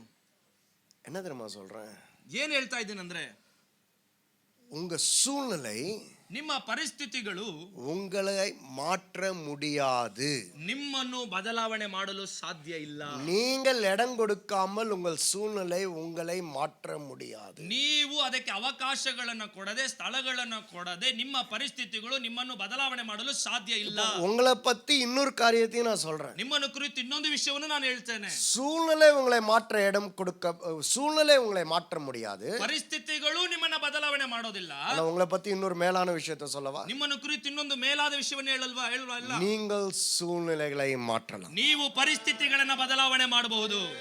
ஆமென். ಆಮೆನ್. ஏன்னா இவரை சிங்க கபியில போட்டாங்க, ಈತನನ್ನ ಸಿಂಹದ ಗವಿಯಲ್ಲಿ ಹಾಕಿಬಿಟ್ರು. இவர் ஜோம் பண்ணதுனால சிங்க கபியில போடலாம் கிடையாது, ಇವನು ಪ್ರಾರ್ಥನೆ ಮಾಡಿದ್ರಿಂದ ಇವನ ಸಿಂಹದ ಗವಿಯಲ್ಲಿ ಹಾಕ್ಲಿಲ್ಲ ಎಂಬುದಾಗಿ ಅರ್ಥ ಅಲ್ಲ. சிங்க கபியில போட்டாங்க, ಸಿಂಹದ ಗವಿಯಲ್ಲಿ ಹಾಕಿದ್ರು. ஆனா இவர் சிங்க கபியை என்னவா மாத்திட்டாருன்னா ಈತನು ಸಿಂಹದ ಗವಿಯನ್ನ ಏನಾಗಿ ಮಾರ್ಪಡಿಸಿದನಂದ್ರೆ, ஏசி ரூமா மாத்திட்டாரு. ಆತನು ಎಸಿ ರೂಮ್ ಆಗಿ ಮಾರ್ಪಡಿಸಿದನು. நைட்டு நல்லா படுத்து பெட் ಫ್ರೆಂಡ್ಲಿ ಸಿಂಗமா ಮಾத்திட்டாரு. ಆ ಒಂದು ಸಿಂಹಗಳೆಲ್ಲವೂ ಸಹ ತನ್ನ ಜೊತೆಯಲ್ಲಿ ಸೇರಿ ಸ್ನೇಹಿತರೋಪಾದಿಯಲ್ಲಿ ಮಾಡಿಬಿಟ್ರು. ಸಿಂಗத்தோட நேச்சரே மாத்திட்டாரு. ಆ ಸಿಂಹದ ಒಂದು ಪ್ರಕೃತಿಯಾದಂತ ಕಾರ್ಯಗಳನ್ನ ಬದಲಾವಣೆ ಮಾಡಿ. சிங்கம் என்ன பண்ணணும், ಸಿಂಹ ಏನ್ ಮಾಡಬೇಕು? அதுவும் பசியுள்ள சிங்கம். ಅದು ಬಹಳ ಹಸಿವಿನಿಂದ ಇರುವಂತ ಸಿಂಹ. ஏன்னா நம்ம சண்டே ஸ்கூல்ல அப்படிதானே கத்து கொடுத்தோம். ನಮ್ಮ ಸಂಡೇ ಸ್ಕೂಲ್ ಆ ರೀತಿಯಲ್ಲಿ ತಾನೇ ಹೇಳ್ಕೊಡ್ತೀವಿ. தானியேல் எழுதல பசியுள்ள சிங்கம்னு எழுதல. ದಾನಿಯೇಲನು ಬಹಳ ಹಸಿವುಳ್ಳಂತ ಸಿಂಹ ಅಂತ ಬರೀಲಿಲ್ಲ. நம்மளா அப்படி எழுதிட்டோம். ನಾವೇ ಆ ರೀತಿಯಲ್ಲಿ ಬರೆದು பசியுள்ள சிங்கம் அப்படியே ಅದು 10 நாள் அது ಹಸಿವುಳ್ಳಂತ ஃபாஸ்டிங் ಸಿಂಹ. போட்டாங்க. ಅದನ್ನ ಫಾಸ್ಟಿಂಗ್ ಹಾಕಿದ್ರು, ಉಪವಾಸ ಹಾಕಿದ್ರು. இப்ப பாருங்க அந்த சிங்க கபில தானியேலை தூக்கி ಆ போடுறாங்க. ಸಿಂಹದ ಗವಿಯಲ್ಲಿ ದಾನಿಯೇಲನ ತೆಗೆದುಹಾಕ್ತಾರೆ. சிங்கம் என்ன பண்ணணும்? ಈಗ ಸಿಂಹ ಏನ್ ಮಾಡ್ಬೇಕು? அடிச்சு சாப்பிடணும். ಅವನ್ನ ಓಡುದು ತಿನ್ನಬೇಕು. ஆனா அந்த சிங்கம் என்ன பண்ணுச்சா? ಆಗ ಸಿಂಹ ಏನ್ ಮಾಡ್ತಂದ್ರೆ இவர அவருக்கு ஃப்ரெண்ட் ஆக்கிக்கிச்சான். ಈತನನ್ನ ದಾನಿಯೇಲನನ್ನ ಆತನಿಗೆ ಸ್ನೇಹಿತನಾಗಿ ಮಾಡ್ಕೋತಂತೆ. அப்ப நீ எனக்கு ஃப்ரெண்டா இல்லனா அந்த ஆண்டவர் இப்ப வாயை கட்டி போட்டவர் எல்லாவற்றையும் கட்டி போட்டுருவாரு. ಆ ಸಿಂಹ ಹೇಳ್ತಾ ಅಂತ ಹೇಳಿದ್ರೆ, ನೀನ್ ನನಗೆ ಸ್ನೇಹಿತನಾಗದೆ ಹೋದ್ರೆ ಆ ದೇವರು ಬಾಯನ್ನ ಕಟ್ಟಿದಾಗ ಎಲ್ಲನ್ನ ಕಟ್ಟಾಕ್ಬಿಡ್ತಾನೆ. ದಯವಿಟ್ಟು ಜೊತೆಲಿ ಸ್ನೇಹಿತನಾಗು. ಕರೆಕ್ಟ್ ಅಲ್ವಾ? வாயை கட்டி போட்ட ஆண்டவர் ಬಾಯನ್ನ ಕಟ್ಟಿದಂತ ದೇವರು என்ன ஒண்ணும் இல்லாம ஆக்கிடுவாரு. ಏನಿಲ್ಲದೆ அதனால நீ நல்லா தூங்கு. ನೀ ಅದರಿಂದ ನೀನು ಚೆನ್ನಾಗಿ நான் உன்னை நல்லா பாத்துக்கிறோம். ನಿಮ್ಮನ್ನ ಚೆನ್ನಾಗಿ நீ ஒண்ணும் பண்ணாத. ನೀನ್ ಏನು நீ ಮಾಡಬೇಡ. ஜெபம் கூட பண்ணாத. ಪ್ರಾರ್ಥನೆ ಮಾಡು. நீ அமைதியா இருந்துக்கோ. ನೀನು ಬಹಳ ನಿಶ್ಶಬ್ದವಾಗಿದ್ದು ಬಿಡು. இது ஏன் தெரியுமா நடந்துச்சு? ಇದು ಏನು ಗೊತ್ತಾ ನಡೀತು? சூழ்நிலைகள் அவரை மாற்ற இடம் கொடுக்கவில்லை. ಪರಿಸ್ಥಿತಿಗಳು ಆತನನ್ನ ಬದಲಾವಣೆ ಮಾಡಲಿಕ್ಕೆ ಆತನು ಸ್ಥಳವನ್ನು ಅವಕಾಶವನ್ನು ಕೊಡಲೇ ಇಲ್ಲ. நீங்க சூழ்நிலை உங்களை மாற்ற இடம் கொடுக்கவில்லை என்றால், ಪರಿಸ್ಥಿತಿಗಳು ನಿಮ್ಮನ್ನ ಬದಲಾವಣೆ ಮಾಡಲಿಕ್ಕೆ ನೀವು ಸ್ಥಳವನ್ನು ಕೊಡದೇ ಇರುವಾಗ அதுக்கு அர்த்தம் என்ன தெரியுமா? ಅದರ ಅರ್ಥ ಏನಂದ್ರೆ, சூழ்நிலைகள் உங்களை கண்டு மாறும். ಪರಿಸ್ಥಿತಿಗಳು ನಿಮ್ಮನ್ನು ಕಂಡು ಬದಲಾವಣೆ ಆಗುತ್ತದೆ. எத்தனை பேர் இதை விசுவாசிக்கிறீங்க? ಎಷ್ಟು ಜನ ಅದನ್ನ ನಂಬುತ್ತೀರಾ? You are the change makers. ನೀವು ಬದಲಾವಣೆ ಮಾಡುವಂತ ವ್ಯಕ್ತಿಗಳಾಗಿರ್ತೀರಾ. You are the change makers. ನೀವು ಬದಲಾವಣೆ ಮಾಡುವಂತ ವ್ಯಕ್ತಿಗಳಾಗಿರ್ತೀರಾ. You are the change makers. ನೀವೇ ಆ ಬದಲಾವಣೆ ಮಾಡುವಂತ ವ್ಯಕ್ತಿಗಳಾಗಿರ್ತೀರಾ. அதனால தான் ஊழியக்காரங்களை குறித்து நான் ரொம்ப பெருமையா பேசுறேன். ಅದಕ್ಕಾಗಿ ದೇವರ ಸೇವಕರ ಕುರಿತು ಉತ್ತಮವಾಗಿ ನಾನು ಹೇಳ್ತೇನೆ. நீங்கள் மாற்றி அமைக்கக்கூடியவர்கள். ನೀವು ಎಲ್ಲ ಪರಿಸ್ಥಿತಿಗಳನ್ನ ಬದಲಾವಣೆ ಮಾಡುವಂತವರು. எங்க சபைக்கு வந்தவங்க கிட்ட ನಮ್ಮ ಸಭೆಗೆ ಬಂದವರ ಹತ್ರ நீங்க கர்த்தரிடத்துல போராடி ஜெபம் பண்ணுன்னு சொன்னா அவங்க உங்களை ஒரு மாதிரி பார்ப்பாங்க. ಅದಕ್ಕೆ ದೇವರ ಹತ್ರ ಬಹಳ ಹೋರಾಡಿ ಪ್ರಾರ್ಥನೆ ಮಾಡಬೇಕಂತ ಹೇಳುವಾಗ ಬಹಳ ಒಂದು ರೀತಿಯಾಗಿ ನಮ್ಮ ನೋಡ್ತಾರೆ, ವ್ಯತ್ಯಾಸವಾಗಿ அந்த அளவுக்கு நான் என் சபை மக்களை ஆண்டவரை பத்தி ரொம்ப நல்லதா சொல்லி வச்சிருக்கேன். ಯಾಕೆ ಅಂತ ಹೇಳಿದ್ರೆ ನಮ್ಮ ಜನಗಳಿಗೆ ದೇವರನ್ನ ಕುರಿತು ಅಷ್ಟು ಒಳ್ಳೆಯದಾಗಿ ನಾನು ಹೇಳ್ಕೊಟ್ಟಿದ್ದೇನೆ ಅವರಿಗೆ. கர்த்தர் காலை உடைப்பாரு களிய உடைப்பாருன்னு யாராச்சும் பிரசங்கம் பண்ணாங்கன்னா, ಯಾರಾದ್ರೂ ದೇವರು ಕೈಯನ್ನ ಒಡೆದಾಕ್ತಾನೆ ಕಾಲನ್ನ ಮುರಿದಾಕ್ತಾನೆ ಅಂತ ಪ್ರಸಂಗ ಮಾಡಿದ್ರೆ பிரசங்க யாரை பார்க்க மாட்டாங்க. ಅವರು ಪ್ರಸಂಗಿ ಮಾಡುವಂತವ್ರನ್ನ ಪ್ರಸಂಗ ಮಾಡುವಂತವ್ರನ್ನ என்ன திரும்பி பார்ப்பாங்க. ಅವರು ನನ್ನನ್ನ ತಿರುಗಿ ನೋಡ್ತಾರೆ. என்ன இந்த ஆள் இப்படி பிரசங்கம் பண்ணிக்கிட்டு இருக்காரு, என்ன திட்டுவாங்க. ಏನ್ ಈ ತರ ಪ್ರಸಂಗ ಮಾಡ್ತಾ ಇದ್ದಾನೆ ಅಂತ ಅವರು ನನ್ನನ್ನ ಬೈತಾರೆ. ஏன்னா அந்த அளவுக்கு நான் அவங்களுக்கு கர்த்தரை குறித்து ஒரு நல்ல அறிவை குறித்து உருவாக்கி வச்சிருக்கிறேன். ಯಾಕಂದ್ರೆ ದೇವರನ್ನ ಕುರಿತು ಅಷ್ಟು ಪರಿಚಯವನ್ನ ಕೊಟ್ಟು ಅಷ್ಟೊಂದು ಕಾರ್ಯಗಳು ಒಳ್ಳೆತನಗಳನ್ನ ಕುರಿತು ನಾನು ಅವರಿಗೆ ಪರಿಚಯ ಮಾಡಿ ಕೊಟ್ಟಿದ್ದೇನೆ. போன ஞாயிற்றுக்கிழமைக்கு முந்தின ஞாயிற்றுக்கிழமை இங்க ஒரு சின்ன சம்பவம் நடந்துச்சு, நான் சொல்றேன். ಕಳೆದ ವಾರ ಅಲ್ಲ ಅದಕ್ಕಿಂತ ಹಿಂದಿನ ವಾರ ಒಂದು ಚಿಕ್ಕ ವಿಷಯ ನಡೀತು ನಮ್ಮ ಸಭೆಯಲ್ಲಿ, ಅದನ್ನ ನಿಮ್ಗೆ ಹೇಳ್ತೇನೆ. நம்ம சபையெல்லாம் ஈவினிங் சர்வீஸ் எல்லாம் முடிஞ்சிருச்சு. ನಮ್ಮ ಒಂದು ಸಂಜೆಯ ಆರಾಧನೆ ಎಲ್ಲ ಮುಗೀತು. அந்த ஈவினிங் சர்வீஸ்க்கு ஒரு அம்மாவும் ஒரு குட்டி பையனும் சர்ச்சுக்கு நம்ம சர்வீஸ்க்கு வரோம். ಆ ಸಂಜೆ ಆರಾಧನೆಗೆ ಒಬ್ಬ ತಾಯಿಯ ಮಗು ಚಿಕ್ಕ ಮಗು ನಮ್ಮ ಸಭೆಗೆ ಬರ್ತದೆ. அவர் இங்க ஈவினிங் சர்வீஸ் வரது, இங்க நம்ம ரமேஷ் அவங்க டீம்லாம் பாத்தீங்கன்னா பயங்கரமா மியூசிக்லாம் வாசிப்பாங்க. ಆ ಆರಾಧನೆಗೆ ಬರುವಂತ ಅವರು ಬರುವಂತ ವಿಷಯದಲ್ಲಿ ನೋಡುವಾಗ ರಮೇಶ್ ಅವರು ಮತ್ತು ಅವರ ಟೀಮ್ ಅವರೆಲ್ಲ ಒಳ್ಳೆ ರೀತಿಯಲ್ಲಿ ವಾದ್ಯಗಳನ್ನು ಬಾರಿಸ್ತಾ ಇರ್ತಾರೆ. அதனாலே அவர் இங்க வருவாரு. ಆದುದರಿಂದಲೇ ಅವರು ಇಲ್ಲಿಗೆ ಬರ್ತಾರೆ. காலையில வேற சர்ச்சுக்கு போறோம், ಬೆಳಗ್ಗೆ ಬೇರೆ ಸಭೆಗೆ ಹೋಗ್ತಾರೆ, சாயங்காலம் இங்க வந்துருவாரு. ಸಂಜೆ ಆದ್ರೆ ಇಲ್ಲಿ ಬಂದ್ಬಿಡ್ತಾರೆ. சாயங்காலம் சர்ச்சு முடிச்ச உடனே ಸಂಜೆ ಸಭೆ ಮುಗಿದ ತಕ್ಷಣ குடுகுடுன்னு வந்து முட்டி போட்டுக்கிட்டான். ಅವನು ಅವ್ಗೆ ಓಡ್ ಬಂದು ಅವನು ಅವ್ಗೆ ಮೊಣಕಾಲು ಹಾಕೊಂಡ. நேர் முட்டி, அதுவும் வேற. ಅದು ಬಹಳ ಒಂದು ನೇರವಾದಂತ ಮೊಣಕಾಲು. எனக்கு நாளைக்கு எக்ஸாம். குட்டி உண்டு, அவர் என்ன ஃபர்ஸ்ட் ஸ்டாண்டர்ட் போறாரு. நாளைக்கு என்ன ஐஏஎஸ் எக்ஸாம் எழுதுற மாதிரி, நாளைக்கு எனக்கு எக்ஸாம் தலையில கை வச்சு ஜோம் பண்ணுங்கன்றாரு. ಒಂದನೇ ಕ್ಲಾಸ್ ಎಕ್ಸಾಮ್ ಅನ್ನ ಬರೀಲಿಕ್ಕೆ ಹೋಗ್ತಾ ಇದ್ದಾನೆ. ಏನೋ ಐಎಎಸ್ ಎಕ್ಸಾಮ್ ಬರೆಯಂಗೆ ಹೋಗಂಗೆ ಅವನು ಬಂದು ಮೊಣಕಾಲನ್ನ ಹಾಕಿ ನನಗೋಸ್ಕರ ಪ್ರಾರ್ಥನೆ ಮಾಡಿ ತಲೆ ಮೇಲೆ ಕೈ ಪ್ರಾರ್ಥನೆ ಮಾಡಿ ಅಂತ ಹೇಳ್ತಾರೆ. ಅದು ಏನ್ தெரியுமா? ಅದು ಏನು ಗೊತ್ತಾ? காலையில போற சபையில அப்படி சொல்லி கொடுத்திருக்காங்க. ಬೆಳಗ್ಗೆ ಹೋಗುವ ಸಭೆಯಲ್ಲಿ ಅದನ್ನ ಹೇಳ್ಕೊಟ್ಟಿದ್ದಾರೆ. ஜோம் முட்டி போட்டு ஜோம் பண்றது தப்பு கிடையாது. ಮೊಣಕಾಲು ಹಾಕಿ ಪ್ರಾರ್ಥನೆ ಮಾಡೋದು ತಪ್ಪಂತ ಹೇಳ್ತಾ ಇಲ್ಲ. ஆனா நானா இருந்தேன்னா என்ன தெரியுமா சொல்வேன்? ನಾನಾಗಿದ್ರೆ ಏನ್ ಹೇಳ್ತಿದ್ದೆ ಗೊತ್ತಾ? நீ ஒழுங்கா படிச்சினா பாஸ் ஆவ. ನೀನು ಚೆನ್ನಾಗಿ ಓದಿದ್ರೆ ಪಾಸ್ ಆಗ್ತೀಯ. இந்த படிக்காம வந்து ஜோம் பண்ணு, எனக்காக உபவாசம் போடுனா, நீ படிக்காம வந்து நான் உபவாசம் பண்ணா எப்படி ஆண்டவர் பாஸ் பண்ண ನೀನು வைப்பாரு. ಓದದೆ ಬಂದು ನನ್ನ ಹತ್ರ ಪ್ರಾರ್ಥನೆ ಮಾಡು, ಉಪವಾಸ ಇದ್ದು ಪ್ರಾರ್ಥನೆ ಮಾಡು. ನೀನು ಓದದೇ ಇದ್ರೆ ಈ ತರ ಪ್ರಾರ್ಥನೆ ಮಾಡದೆ ದೇವರು ಹೆಂಗೆ ಪಾಸ್ ಮಾಡ್ತಾರೆ? புரிஞ்சுச்சுங்களா? ಅರ್ಥ ಆಗ್ತಾ? இப்படிதான் என் சபையின் ஜனங்களை நான் உருவாக்கி வச்சிருக்கிறேன். ಈ ರೀತಿಯಲ್ಲಿ ನಮ್ಮ ಸಭೆಯ ಜನಗಳನ್ನ ಏರ್ಪಾಡು I ಮಾಡಿಟ್ಟಿದ್ದಾರೆ. want them to know who their God is. ನನಗೆ ನಮ್ಮ ದೇವರು ಯಾರೆಂಬುದಾಗಿ ಅವರು ತಿಳಿದುಕೊಳ್ಳಬೇಕು. அவர் எவ்வளவு நல்லவர்னு தெரிஞ்சு அவங்க தெரியணும்னு எனக்கு பெரிய ஆசை இருக்குங்க. ದೇವರು ಎಷ್ಟು ಒಳ್ಳೆಯವನೆಂಬುದಾಗಿ ಅವರು ತಿಳಿದುಕೊಳ್ಳಬೇಕೆಂಬ ಆಸೆ ನನ್ನ ಒಳಗಡೆ ಇದೆ. அதனால தான் இன்னைக்கு நான் தைரியமா ஊழியம் பண்றேன். ಆದ್ದರಿಂದ ಧೈರ್ಯವಾಗಿ ಇವತ್ತು ನಾನು ಸೇವೆ ಮಾಡ್ತಾ ಇದ್ದೇನೆ. Nothing changes me. ಯಾವುದು ನನ್ನನ್ನ ಬದಲಾವಣೆ ಮಾಡಲು ಸಾಧ್ಯ ಇಲ್ಲ. அதுல இன்னொரு காரியத்தை நான் சொல்றேன். ಅದರಲ್ಲಿ ಇನ್ನೊಂದು ವಿಷಯವನ್ನು அதே தானியேல் 6:13 வசனம் நீங்க பாத்தீங்கன்னா, ಅದೇ ದಾನಿಯೇಲನ ಪುಸ್ತಕ 6ನೇ 13ನೇ ವಾಕ್ಯವನ್ನು ಓದುವಾಗ இவங்க என்ன தெரியுமா சொல்றாங்க? ಇವ್ರು ಏನ್ ಹೇಳ್ತಾರಂದ್ರೆ, நீர் கையெழுத்து வைத்து கொடுத்த கட்டளையை மதியாமல், ನೀನು ರುಜು ಹಾಕಿದ ಶಾಸನಕ್ಕೆ ಅವನು ಸ್ವಲ್ಪವಾದರೂ ಬೆಲೆ ಕೊಡುತ್ತಿಲ್ಲ. தினமும் 3 வேளையும் தான் பண்ணும் விண்ணப்பத்தை பண்ணுகிறான் என்றார்கள். ದಾನಿಯೇಲನು ಈಗಲೂ ದಿನಕ್ಕೆ 3 ಸಲ ತನ್ನ ದೇವರಲ್ಲಿ ಪ್ರಾರ್ಥಿಸುತ್ತಾನೆ ಎಂದು ಹೇಳಿದರು. என்னது என்ன பண்ணலையா அவரு? ಅವನು ಏನ್ ಮಾಡ್ಲಿಲ್ವಂತೆ? எதை மதிக்கல? ಯಾವುದಕ್ಕೆ ಬೆಲೆ ಕೊಡ್ಲಿಲ್ಲ? உலகத்தின் ஞானத்தையும் உலகத்தின் அறிவையும் மதிக்கல அவரு. ಆ ಲೋಕದ ಅರಿವನ್ನು, ಜ್ಞಾನವನ್ನು, ತಿಳುವಳಿಕೆಯನ್ನು ಅವನು ಬೆಲೆ ಕೊಡ್ಲಿಲ್ಲ ಅದಕ್ಕೆ. நான் என்ன தெரியுமா சொல்றேன்? ನಾನು ಏನ್ ಹೇಳ್ತೀನಿ ಗೊತ್ತಾ? இந்த உலகத்தின் ஞானம்னு ஒண்ணு இருக்கு ಈ பாத்தீங்களா? ಲೋಕದ ಜ್ಞಾನ ಅಂತ ಒಂದಿದೆ ಗೊತ್ತಾ? ரொம்ப ஞானமா பேசுவாங்க கிட்ட. ತುಂಬಾ ಜ್ಞಾನವಾಗಿ ಮಾತಾಡ್ತಾರೆ. அப்படியே நீங்க ஒண்ணும் இல்லாத மாதிரி உங்களை பேசும். ನಿಮ್ಮ ಹತ್ರ ಏನು ಇಲ್ಲದ ರೀತಿಯಲ್ಲಿ ಆ ರೀತಿಯಲ್ಲಿ ಅನ್ನಿಸುವಾಗೆ ಮಾತಾಡ್ತಾರೆ. இந்த உலகத்தின் ஞானம்னா, ಈ ಲೋಕದ ಜ್ಞಾನ ಅಂದ್ರೆ நான் இந்த அறிவாளிகளை குறித்து பேசல.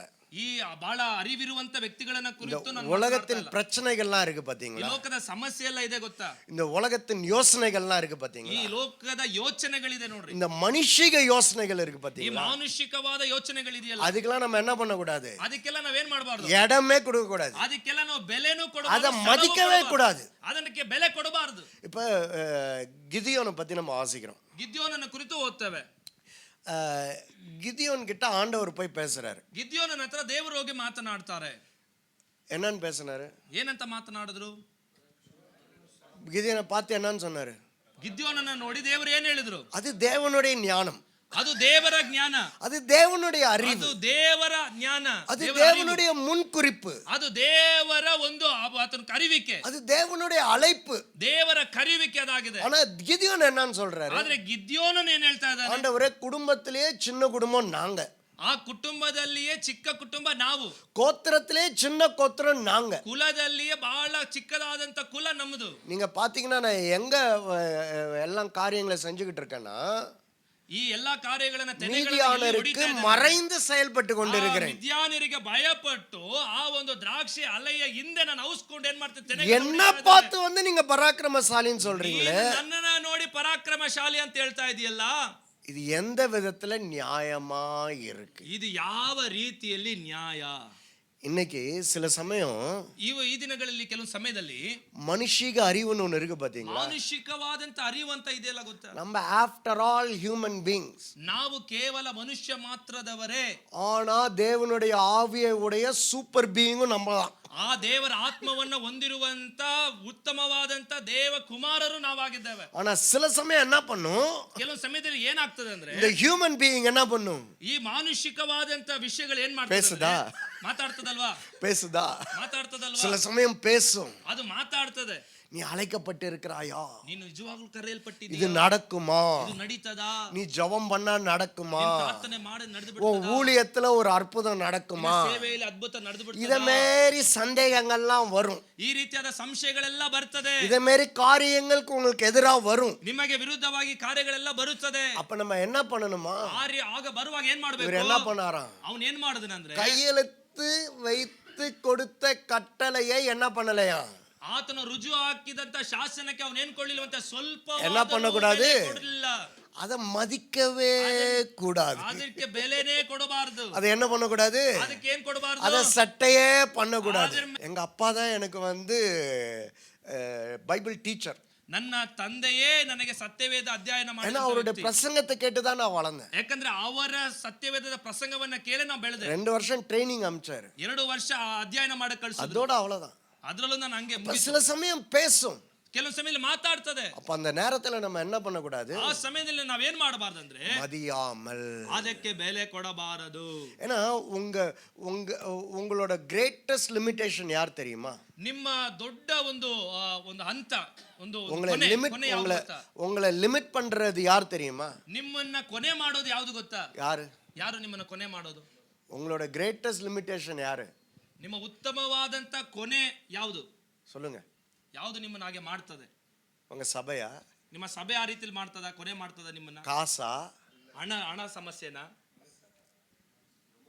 ஏன் ನಾನೇ கிரேட்டஸ்ட் லிமிட்டேஷன். ನಾನೇ ನನಗೆ ಕೊನೆಯನ್ನ ಇಟ್ಕೊಳ್ತೇನೆ. இது எனக்கு வராது, ಇದು ನನಗೆ ಬರೋದಿಲ್ಲ, இது செய்ய முடியாது, ಇದು ನಾನು ಮಾಡಕ್ಕಾಗಲ್ಲ, இது நடக்காது, ಇದು ನಡೆಯೋದಿಲ್ಲ, நான் அழைக்கப்படல, ನಾನು ಕರೆಯಲ್ಪಡಲ್ಲ, நான் இன்னும் அதிகமா ஜெபிக்கணும், ನಾನು ಇನ್ನೂ ಅಧಿಕವಾಗಿ ಪ್ರಾರ್ಥನೆ ಮಾಡಬೇಕು. இதுதான் கிரேட்டஸ்ட் லிமிட்டேஷன். ಇದೇ ಉತ್ತಮವಾದಂತ ಕೊನೆ ನಾವೇ ಹಾಕೊಳ್ತೇವೆ. ஆனா நம்ம என்ன பண்ணணும்? ಆದ್ರೆ ನಾವ್ ಏನ್ ಮಾಡ್ಬೇಕು? அதே மாதிரி பேசும் தெரியுமா? ಆ ರೀತಿಯಲ್ಲಿ ಮಾತಾಡ್ತದೆ ಗೊತ್ತಾ? பேசும் தெரியுமா? ಆ ರೀತಿಯಲ್ಲಿ ಮಾತಾಡ್ತದೆ. அவன் கையெழுத்திட்டது அவனுக்கு தெரியலன்னு நினைச்சீங்களா?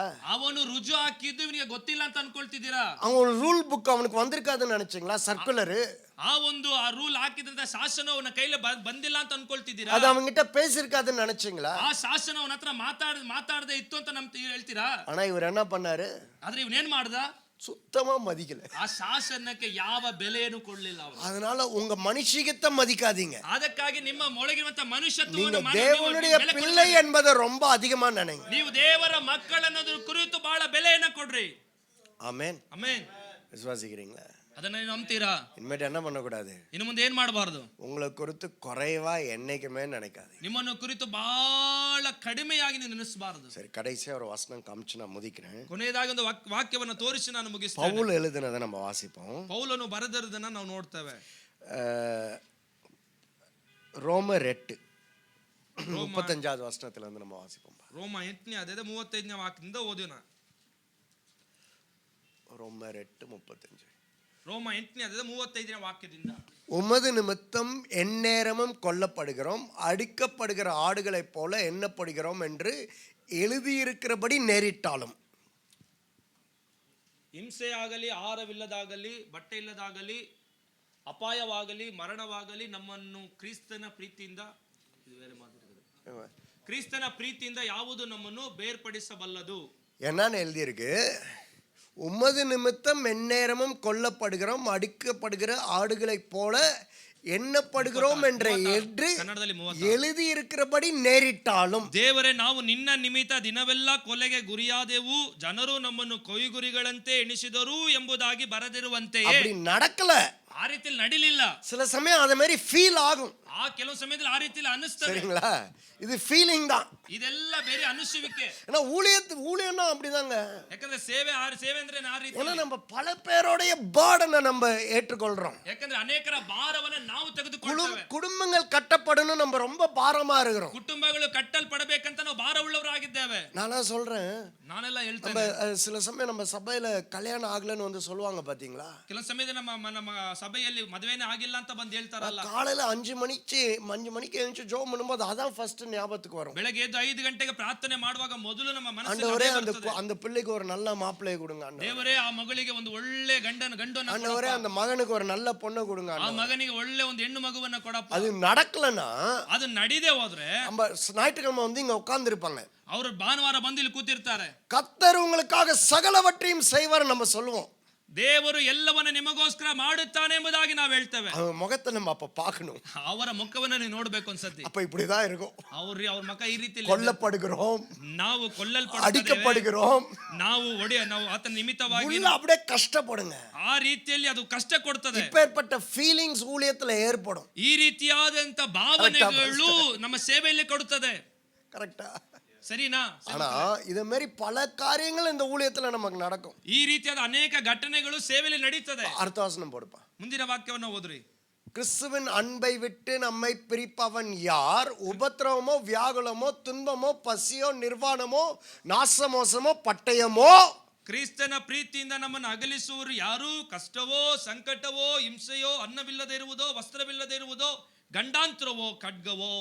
இது எல்லாம் இருக்கலாம். ಇದೆಲ್ಲವೂ ಇರಬಹುದು.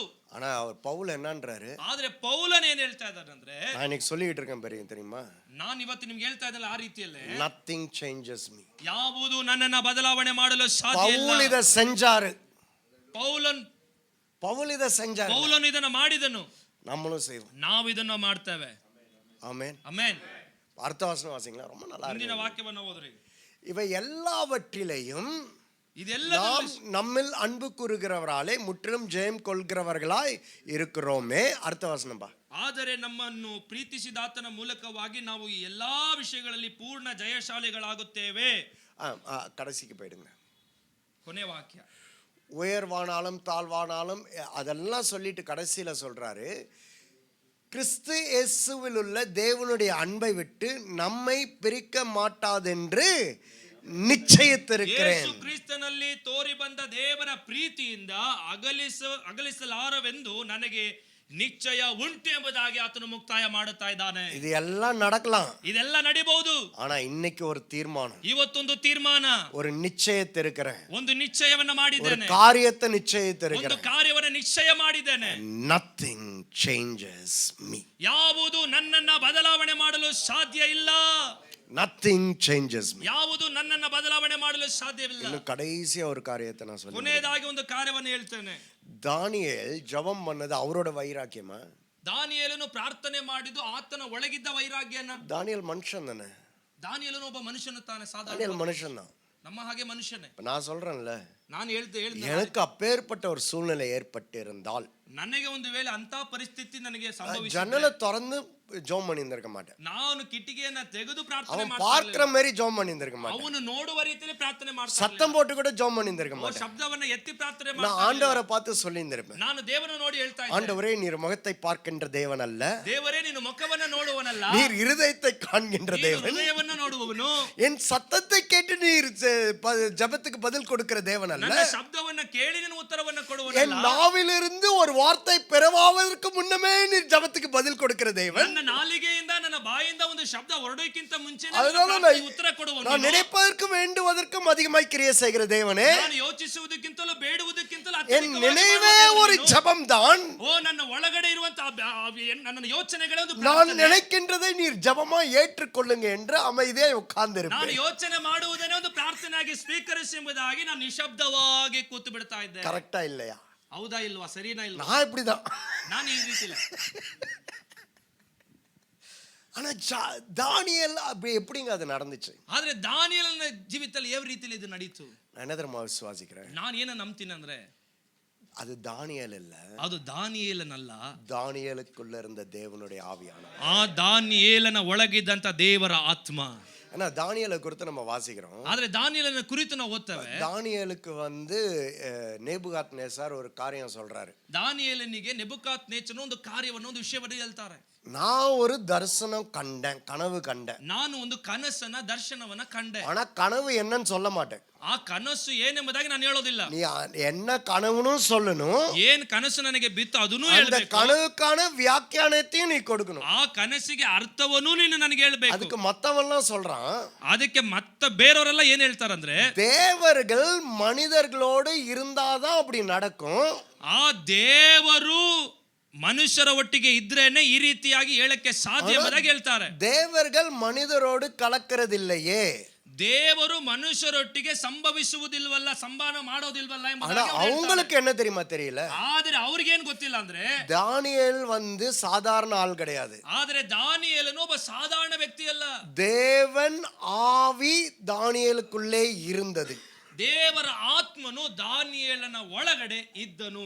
அதனாலதான் ಆದ್ದರಿಂದಲೇ கையெழுத்திடப்பட்டது என்று தெரிந்தும் ಆ ರುಜು ಹಾಕಲ್ಪಟ್ಟಿತ್ತು ಎಂಬುದಾಗಿ ತಿಳಿದು அதை மதியாமல் ಅದಕ್ಕೆ ಬೆಲೆ ಕೊಡದೆ ஜன்னலை திறந்து ಆ ಕಿಟಕಿಯನ್ನ ತೆಗೆದು, nothing changes, ಯಾವುದು ಬದಲಾವಣೆ ಆಗಲ್ಲ, nothing changes me, ಯಾವುದು ನನ್ನನ್ನು ಬದಲಾವಣೆ ಮಾಡೋದು, நான் மாற மாட்டேன், ನಾನು ಬದಲಾವಣೆ ಆಗಲ್ಲ, எதுவும் என்னை மாற்றாது. ಯಾವುದು ನನ್ನನ್ನು ಬದಲಾವಣೆ ಮಾಡೋದಿಲ್ಲ. அவர் சொல்லலைங்க, ಅವರು ಹೇಳಿಲ್ಲ, அவருக்குள் இருந்த தேவனுடைய ஆவியானவர், ಆತನ ಒಳಗಿದ್ದಂತ ದೇವರ ಆತ್ಮನು ಅದನ್ನ ಹೇಳಿದ. தேவனுடைய பலத்தினாலே செயல்பட்ட தானியேல். ದೇವರ ಬಲದಿಂದ ಕಾರ್ಯಗಳನ್ನು ಮಾಡಿದ ದಾನಿಯೇಲನು. இன்னைக்கு உங்களை பத்தி ஒரு காரியத்தை சொல்லவா? ಇವತ್ತು ನಿಮ್ಮನ್ನು ಕುರಿತು ಒಂದು ವಿಷಯವನ್ನು ಹೇಳಲ್ವಾ? நீங்கள் தேவனுடைய ஆவியை உடையவர்களாய் ನೀವು ಸಹ ದೇವರ ಆತ್ಮವನ್ನ ಉಳ್ಳವರು. எத்தனை பேர் இதை விசுவாசிக்கிறீங்க? ಎಷ್ಟು ಜನ ಇದನ್ನ ನಂಬುತ್ತೀರಾ? தேவனுடைய ஆவியை உடையவர்களா இருக்கிறீங்க. ದೇವರ ಆತ್ಮವನ್ನ ಉಳ್ಳವರಾಗಿದ್ದೀರಾ? தேவனுடைய ஆவியை உடையவர்களா ದೇವರ இருக்கிறீங்க. ಆತ್ಮ ಉಳ್ಳವರಾಗಿದ್ದೀರಾ?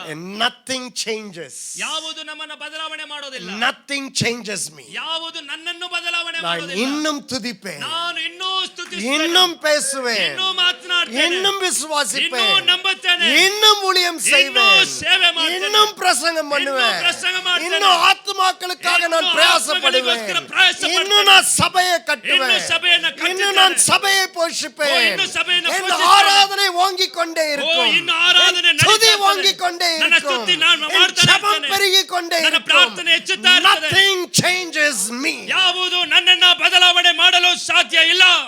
எத்தனை பேர் இதை விசுவாசிக்கிறீங்க? ಎಷ್ಟು ಜನ ಇದನ್ನ ನಂಬುತ್ತೀರಾ? எல்லாரும் அப்படியே எழுந்து நின்று ಎಲ್ಲರಾಗಿ ಎದ್ದು ನಿಂತುಕೊಳ್ಳೋಣ.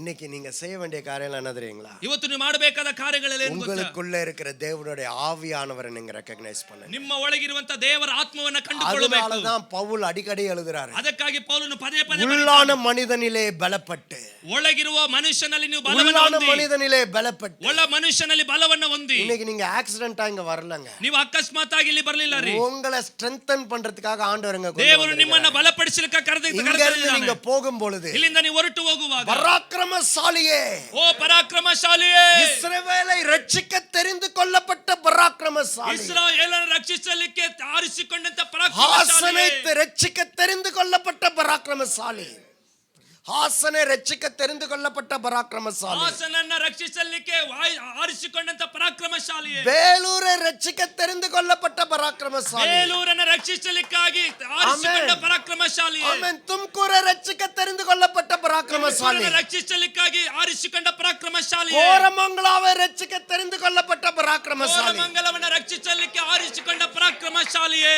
நான் இந்த கோரமங்கலால ஊழியம் ஆரம்பிக்கும் போதுல ಈ ಕೋರಮಂಗಲ ಸೇವೆನ ಆರಂಭ ಮಾಡುವಾಗ 2005 ஆரம்பிச்சேன். 2005 ಆರಂಭ ಮಾಡಿದೆ. 2010 நிறைய பேர் சொன்னாங்க, 2010 ಅನೇಕರು ಹೇಳಿದ್ರು, ಸರ್ಜಾಪುರ್ல ಲ್ಯಾಂಡ್ வீடு ரெண்ட் எல்லாம் ரொம்ப கம்மியா இருக்கு, அங்க போலாம். ಸರ್ಜಾಪುರದಲ್ಲಿ ಲ್ಯಾಂಡ್ಗಳು ಮತ್ತು ಎಲ್ಲ ಒಂದು ಆ ಬಾಡಿಗೆಗಳು ಕಮ್ಮಿ ಇದೆ, ಅಲ್ಲಿ ಹೋಗಿ ಸೇವೆ ಮಾಡಬಹುದು ಅಂತ ಹೇಳಿದ್ರು. நான் அப்ப எங்க சர்ச் ஜனங்க கிட்ட சொன்னேன், ಆಗ ನನ್ನ ಸಭೆಯ ವಿಶ್ವಾಸಿಗಳ ಹತ್ರ ಹೇಳಿದೆ, அவங்க யாரு?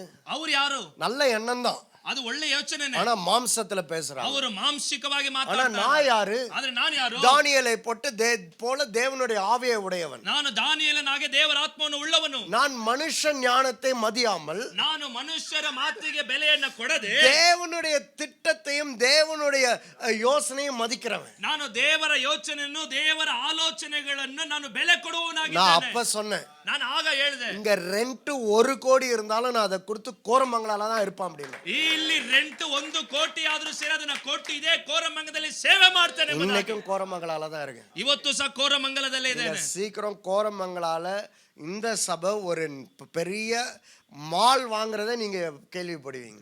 ಈ ಒಂದು ಸಭೆ ಕೋರಮಂಗಲದಲ್ಲಿ ಒಂದು ದೊಡ್ಡ ಮಾಲ್ ಅನ್ನ ತೆಗೆದುಕೊಳ್ಳುವ நான் ವಿಷಯವನ್ನು அப்படிதான் ಕೇಳ್ತೀರಾ? விசுவாசிக்கிறேன். ನಾನು ಆ ರೀತಿಯಲ್ಲಿ ஒரு ನಂಬ್ತೇನೆ. பெரிய மால் வாங்க, ಒಂದು ದೊಡ್ಡ ಮಾಲ್ ಅನ್ನು அந்த ತಗೊಳ್ತೇನೆ. மால்ல சபை இருக்கும், ಆ ಮಾಲ್ ಅಲ್ಲಿ ಒಂದು ದೊಡ್ಡ ಸಭೆ ಇರ್ತದೆ, மத்ததெல்லாம் பிசினஸ். ಮತ್ತದೆಲ್ಲೂ ವ್ಯಾಪಾರಗಳಿರ್ತದೆ. அப்போ என்னோட இன்னொரு ஆசை நான் சொல்லவா? ಇನ್ನೊಂದು ಆಸೆ, ನನ್ನ ಆಸೆ ಹೇಳಲ್ಲ, நான் ஆண்டவர்கிட்ட சொல்லியிருக்கேங்க, ದೇವರ ಹತ್ರ ನಾನು ಹೇಳಿದ್ದೀನಿ, இன்னும் என் மேல ஒரு தீர்க்கதரிசனம் உரைக்கப்பட்டிருக்கு, ನನ್ನ ಮೇಲೆ ಒಂದು ಪ್ರವಾದನೆ அநேகருடைய ஊழியக்காரர்களுடைய கடனை அடைப்பாய் எனக்கு ஆண்டவர் சொல்லியிருக்காரு. ದೇವರು ನನಗೆ ಹೇಳಿದ್ದಾರೆ, ಅನೇಕರ ಸೇವಕರ ಮೇಲಿರುವಂತಹ ಸಾಲದ ಹೊರೆಗಳನ್ನ ನೀನು ತೀರಿಸ್ತೆ ಅಂತ ದೇವರು ನನಗೆ நான் அதை ಹೇಳಿದ್ದಾರೆ. விசுவாசிக்கிறேன், ನಾನು ಅದನ್ನ ನಂಬ್ತೇನೆ, அதை நான் ஏற்றுக்கொள்றேன், ನಾನು ಅದನ್ನ அது ಅಂಗೀಕರಿಸ್ತೇನೆ, நடக்கும், ಅದು ನಡೀತದೆ. நீங்க பாப்பீங்க. ನೀವು ಅದನ್ನ ನೋಡ್ತೀರಾ. அந்த நிலைமையில தாங்க நீங்க யோசிக்கணும். ನೀವು ಅದೇ ಪರಿಸ್ಥಿತಿಯಲ್ಲಿ ಯೋಚನೆ ಮಾಡಬೇಕು. பெருசா யோசிங்க, ದೊಡ್ಡದಾಗಿ ಯೋಚನೆ ಮಾಡಿ, பெருசா யோசிங்க, ದೊಡ್ಡದಾಗಿ ಯೋಚನೆ ಮಾಡಿ, பெருசா நடக்கும்னு ದೊಡ್ಡದಾಗಿ விசுவாசிங்க. ನಡೀತದೆ ಎಂಬುದನ್ನು இங்க இருந்து போகும் பொழுது ಇಲ್ಲಿಂದ ಹೊರಟು ಹೋಗುವ பராக்கிரமசாலி நான், ಓ ಪರಾಕ್ರಮಶಾಲಿ, என் குடும்பம் பராக்கிரமசாலி, ನನ್ನ ಕುಟುಂಬ என் ಪರಾಕ್ರಮಶಾಲಿ, பிள்ளைகள் ನನ್ನ பராக்கிரமசாலி, ಮಕ್ಕಳು என் ಪರಾಕ್ರಮಶಾಲಿ, மனைவி ನನ್ನ பராக்கிரமசாலி, ಹೆಂಡತಿ ಪರಾಕ್ರಮಶಾಲಿ, என்னுடைய சபை ஒரு ஸ்ட்ராங் சர்ச், ನನ್ನ ಸಭೆ ಒಂದು ಬಲಿಷ್ಠವಾದ ಸಭೆ, என்னுடைய ஊழியம் மாறுதலை ஏற்படுத்துகிற ஊழியம், ನನ್ನ ಸೇವೆಯು ಪರಿವರ್ತನೆ ಉಂಟು ಮಾಡುವ என் ಸಭೆ, மீது இருக்கிற அழைப்பு ஒரு பெரிய அழைப்பு. ನನ್ನ ಮೇಲಿರುವಂತ ಕರಿವಿಕೆ ದೊಡ್ಡ ಕರಿವಿಕೆ. இங்க சாதாரண ஆள் கிடையாது, ನಾವು ಸಾಧಾರಣವಾದ இங்க அசாதாரணமானவர்கள். ನಾವು ಅಸಾಧಾರಣವಾದ நீங்க பெரிய காரியங்களை செய்கிறவர்கள். ದೊಡ್ಡ ಕಾರ್ಯಗಳನ್ನು ಮಾಡುವವರು. உங்க கைகளிலே சுகம் உண்டு. ನಿನ್ನ ಕರಗಳಲ್ಲಿ ಆರೋಗ್ಯ உங்கள் ಇದೆ. வார்த்தையிலே சுகம் உண்டு. ನಿಮ್ಮ ಮಾತಿನಲ್ಲಿ ಆರೋಗ್ಯ உங்கள் ಇದೆ. ஊழியத்திலே ஆரோக்கியம் உண்டு. ನಿಮ್ಮ ಸೇವೆಯಲ್ಲಿ ಆರೋಗ್ಯ ಇದೆ. நீங்கள் போகிற இடம் ஆசீர்வதிக்கப்படும். ಹೋಗುವಂತ ಸ್ಥಳಗಳು உங்கள் ಆಶೀರ್ವದಿಸಲ್ಪಡುತ್ತವೆ. சபையின் குடும்பங்கள் ನಿಮ್ಮ ಸಭೆಯ ஆசீர்வதிக்கப்படும். ಕುಟುಂಬಗಳು ಆಶೀರ್ವದಿಸಲ್ಪಡುತ್ತದೆ. கர்த்தர் உங்களை பராக்கிரமசாலின்னு சொல்லியிருக்காரு. ದೇವರು ನಿಮ್ಮನ್ನು ಪರಾಕ್ರಮಶಾಲಿ ಎಂಬುದಾಗಿ ಕರೆದಿದ್ದಾನೆ. நீங்க சூழ்நிலையை மதிக்காதீங்க. ನೀವು ಆ ಒಂದು ಪರಿಸ್ಥಿತಿಗೆ ಬೆಲೆ உங்கள் ಕೊಡಬೇಡಿ. தேவைகளை மதிக்காதீங்க. ಅಗತ್ಯತೆಗಳಿಗೆ ಬೆಲೆ ಕೊಡಬೇಡಿ. உங்க பிரச்சனைகளை மதிக்காதீங்க. ಆ ಸಮಸ್ಯೆಗೆ ಬೆಲೆ ಕೊಡಬೇಡ್ರಿ. உங்க குறைவுகளை மதிக்காதீங்க. ಆ ಅಗತ್ಯತೆಗಳಿಗೆ ಬೆಲೆ ಕೊಡಬೇಡ್ರಿ. உங்களுக்குள்ளே தேவனுடைய ஆவியானவர் ನಿಮ್ಮ இருக்கிறார். ಒಳಗಡೆ ದೇವರ ಆತ್ಮನು ಇದ್ದಾನೆ.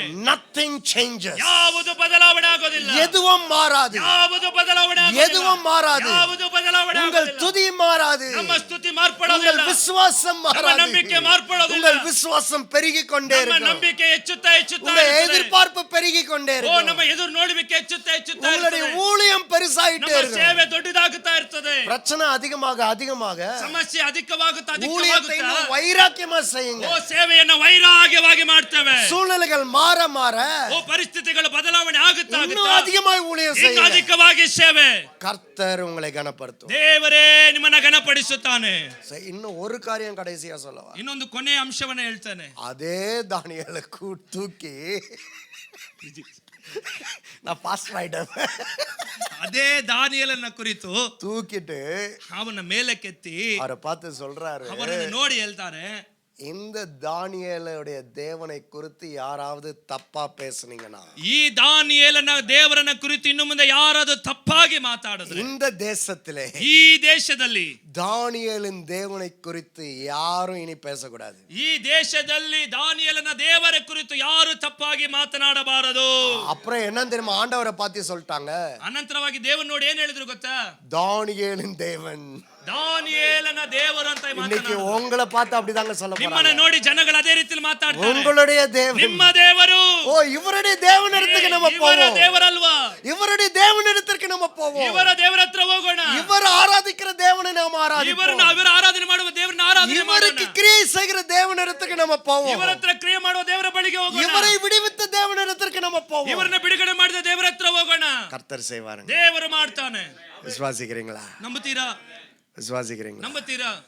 எல்லாரும் உங்க பக்கத்துல இருக்கிற ஊழியக்காரங்களோட கரங்களை பொறுத்துக்குங்க. ಪಕ್ಕದಲ್ಲಿರುವಂತ ரெண்டு ಸೇವಕರ ரெண்டு ಕೈಗಳನ್ನ ரெண்டு ரெண்டு ಇಟ್ಕೊಳ್ಳಿ. பேரா பிடிச்சுக்கங்க. ಇಬ್ಬಿಬ್ರು ಕರಗಳನ್ನ ಇಟ್ಕೊಳ್ಳಿ. அவங்களுக்கெல்லாம் நீங்க ஜெபம் பண்ண போறீங்க. ಅವರಿಗೆ ನೀವು ಪ್ರಾರ್ಥನೆ ಮಾಡ್ಲಿಕ್ಕಿದೆ. அவங்களுடைய பிரேக் த்ரூக்காக நீங்க ஜெபம் ಅವರ பண்ணுங்க. ಬಿಡುಗಡೆಗಾಗಿ ಪ್ರಾರ್ಥನೆ அவங்களுடைய ಮಾಡಿ. விடுதலைக்காக ஜெபம் ಅವರ பண்ணுங்க. ಬಿಡುಗಡೆಗಾಗಿ அவங்க ಪ್ರಾರ್ಥನೆ குடும்பங்களை ஆசீர்வதித்து ಮಾಡಿ. ஜெபம் ಅವರ பண்ணுங்க. ಕುಟುಂಬವನ್ನು ಆಶೀರ್ವದಿಸಿರಿ. அவங்களுடைய ஊழியத்தை ஆசீர்வதித்து ஜெபம் ಅವರ பண்ணுங்க. ಸೇವೆಯನ್ನು ಆಶೀರ್ವದಿಸಿ ಪ್ರಾರ್ಥಿಸಿರಿ. அவங்களுக்கு சுகம் உண்டாக ஜெபம் பண்ணுங்க. ಅವರಿಗೆ ಆರೋಗ್ಯ ಉಂಟಾಗಬೇಕಂತ அவங்களுக்கு ಪ್ರಾರ್ಥನೆ ಮಾಡಿ. பிரேக் த்ரூ உண்டாக ஜெபம் ಅವರಿಗೆ பண்ணுங்க. ಬಿಡುಗಡೆ ಉಂಟಾಗಬೇಕು ಪ್ರಾರ್ಥನೆ அவங்க ಮಾಡಿ. கடன் பிரச்சனை நீங்கணும் ಅವರ ஜெபம் ಸಾಲ பண்ணுங்க. ಸಮಸ್ಯೆ அவங்களுக்கு ಬಗೆಹರಿಬೇಕು. ஒரு பெரிய செழிப்பு உண்டாகணும் ஜெபம் ಅವರಿಗೆ பண்ணுங்க. ಬಹಳ ಒಂದು ದೊಡ್ಡ ಒಂದು அவங்க ಉತ್ತಿರ ஊழியத்துல ஒரு ಉಂಟಾಗಬೇಕು. பெரிய அறுவடை உண்டாகணும் ಅವರ ஜெபம் பண்ணுங்க. ಸೇವೆಯಲ್ಲಿ ಒಂದು ದೊಡ್ಡ ಸುಗ್ಗಿ அவங்க ಉಂಟಾಗಬೇಕು. ஜெபிக்கும் பொழுது சுகம் உண்டாகணும் ಅವರು ஜெபம் பண்ணுங்க. ಪ್ರಾರ್ಥನೆ ಮಾಡುವಾಗ ಸೌಖ್ಯ ಉಂಟಾಗಬೇಕು. அவங்க பிரசங்கம் பண்ணும் பொழுது ஜனங்கள் ஆசீர்வதிக்கப்படணும் ஜெபம் ಅವರು பண்ணுங்க. ಪ್ರಸಂಗ ಮಾಡುವಾಗ ಜನಗಳು ಆಶೀರ್ವದಿಸಲ್ಪಡಬೇಕಂತ Lord, we bless ಪ್ರಾರ್ಥನೆ them, ಮಾಡಿ. Lord. ದೇವರೇ ಅವರನ್ನು ಆಶೀರ್ವದಿಸ್ತಾ ಇದ್ದಾರೆ. ஆண்டவரே, ஒரு பெரிய பலன் அவர்களுக்குள்ளே ஏற்படட்டும். ದೇವರೇ ಒಂದು ದೊಡ್ಡ ಬಲ ಅವರ ஒரு ಒಳಗಡೆ பெரிய ಏರ್ಪಡಲಿ. பலன் ஏற்படட்டும் ದೊಡ್ಡ ஆண்டவரே. ಬಲ ಏರ್ಪಡಲಿ ஒரு ದೇವರೇ. நம்பிக்கை உண்டாகட்டும். ಒಂದು ನಂಬಿಕೆ ಉಂಟಾಗಲಿ. ஒரு பெரிய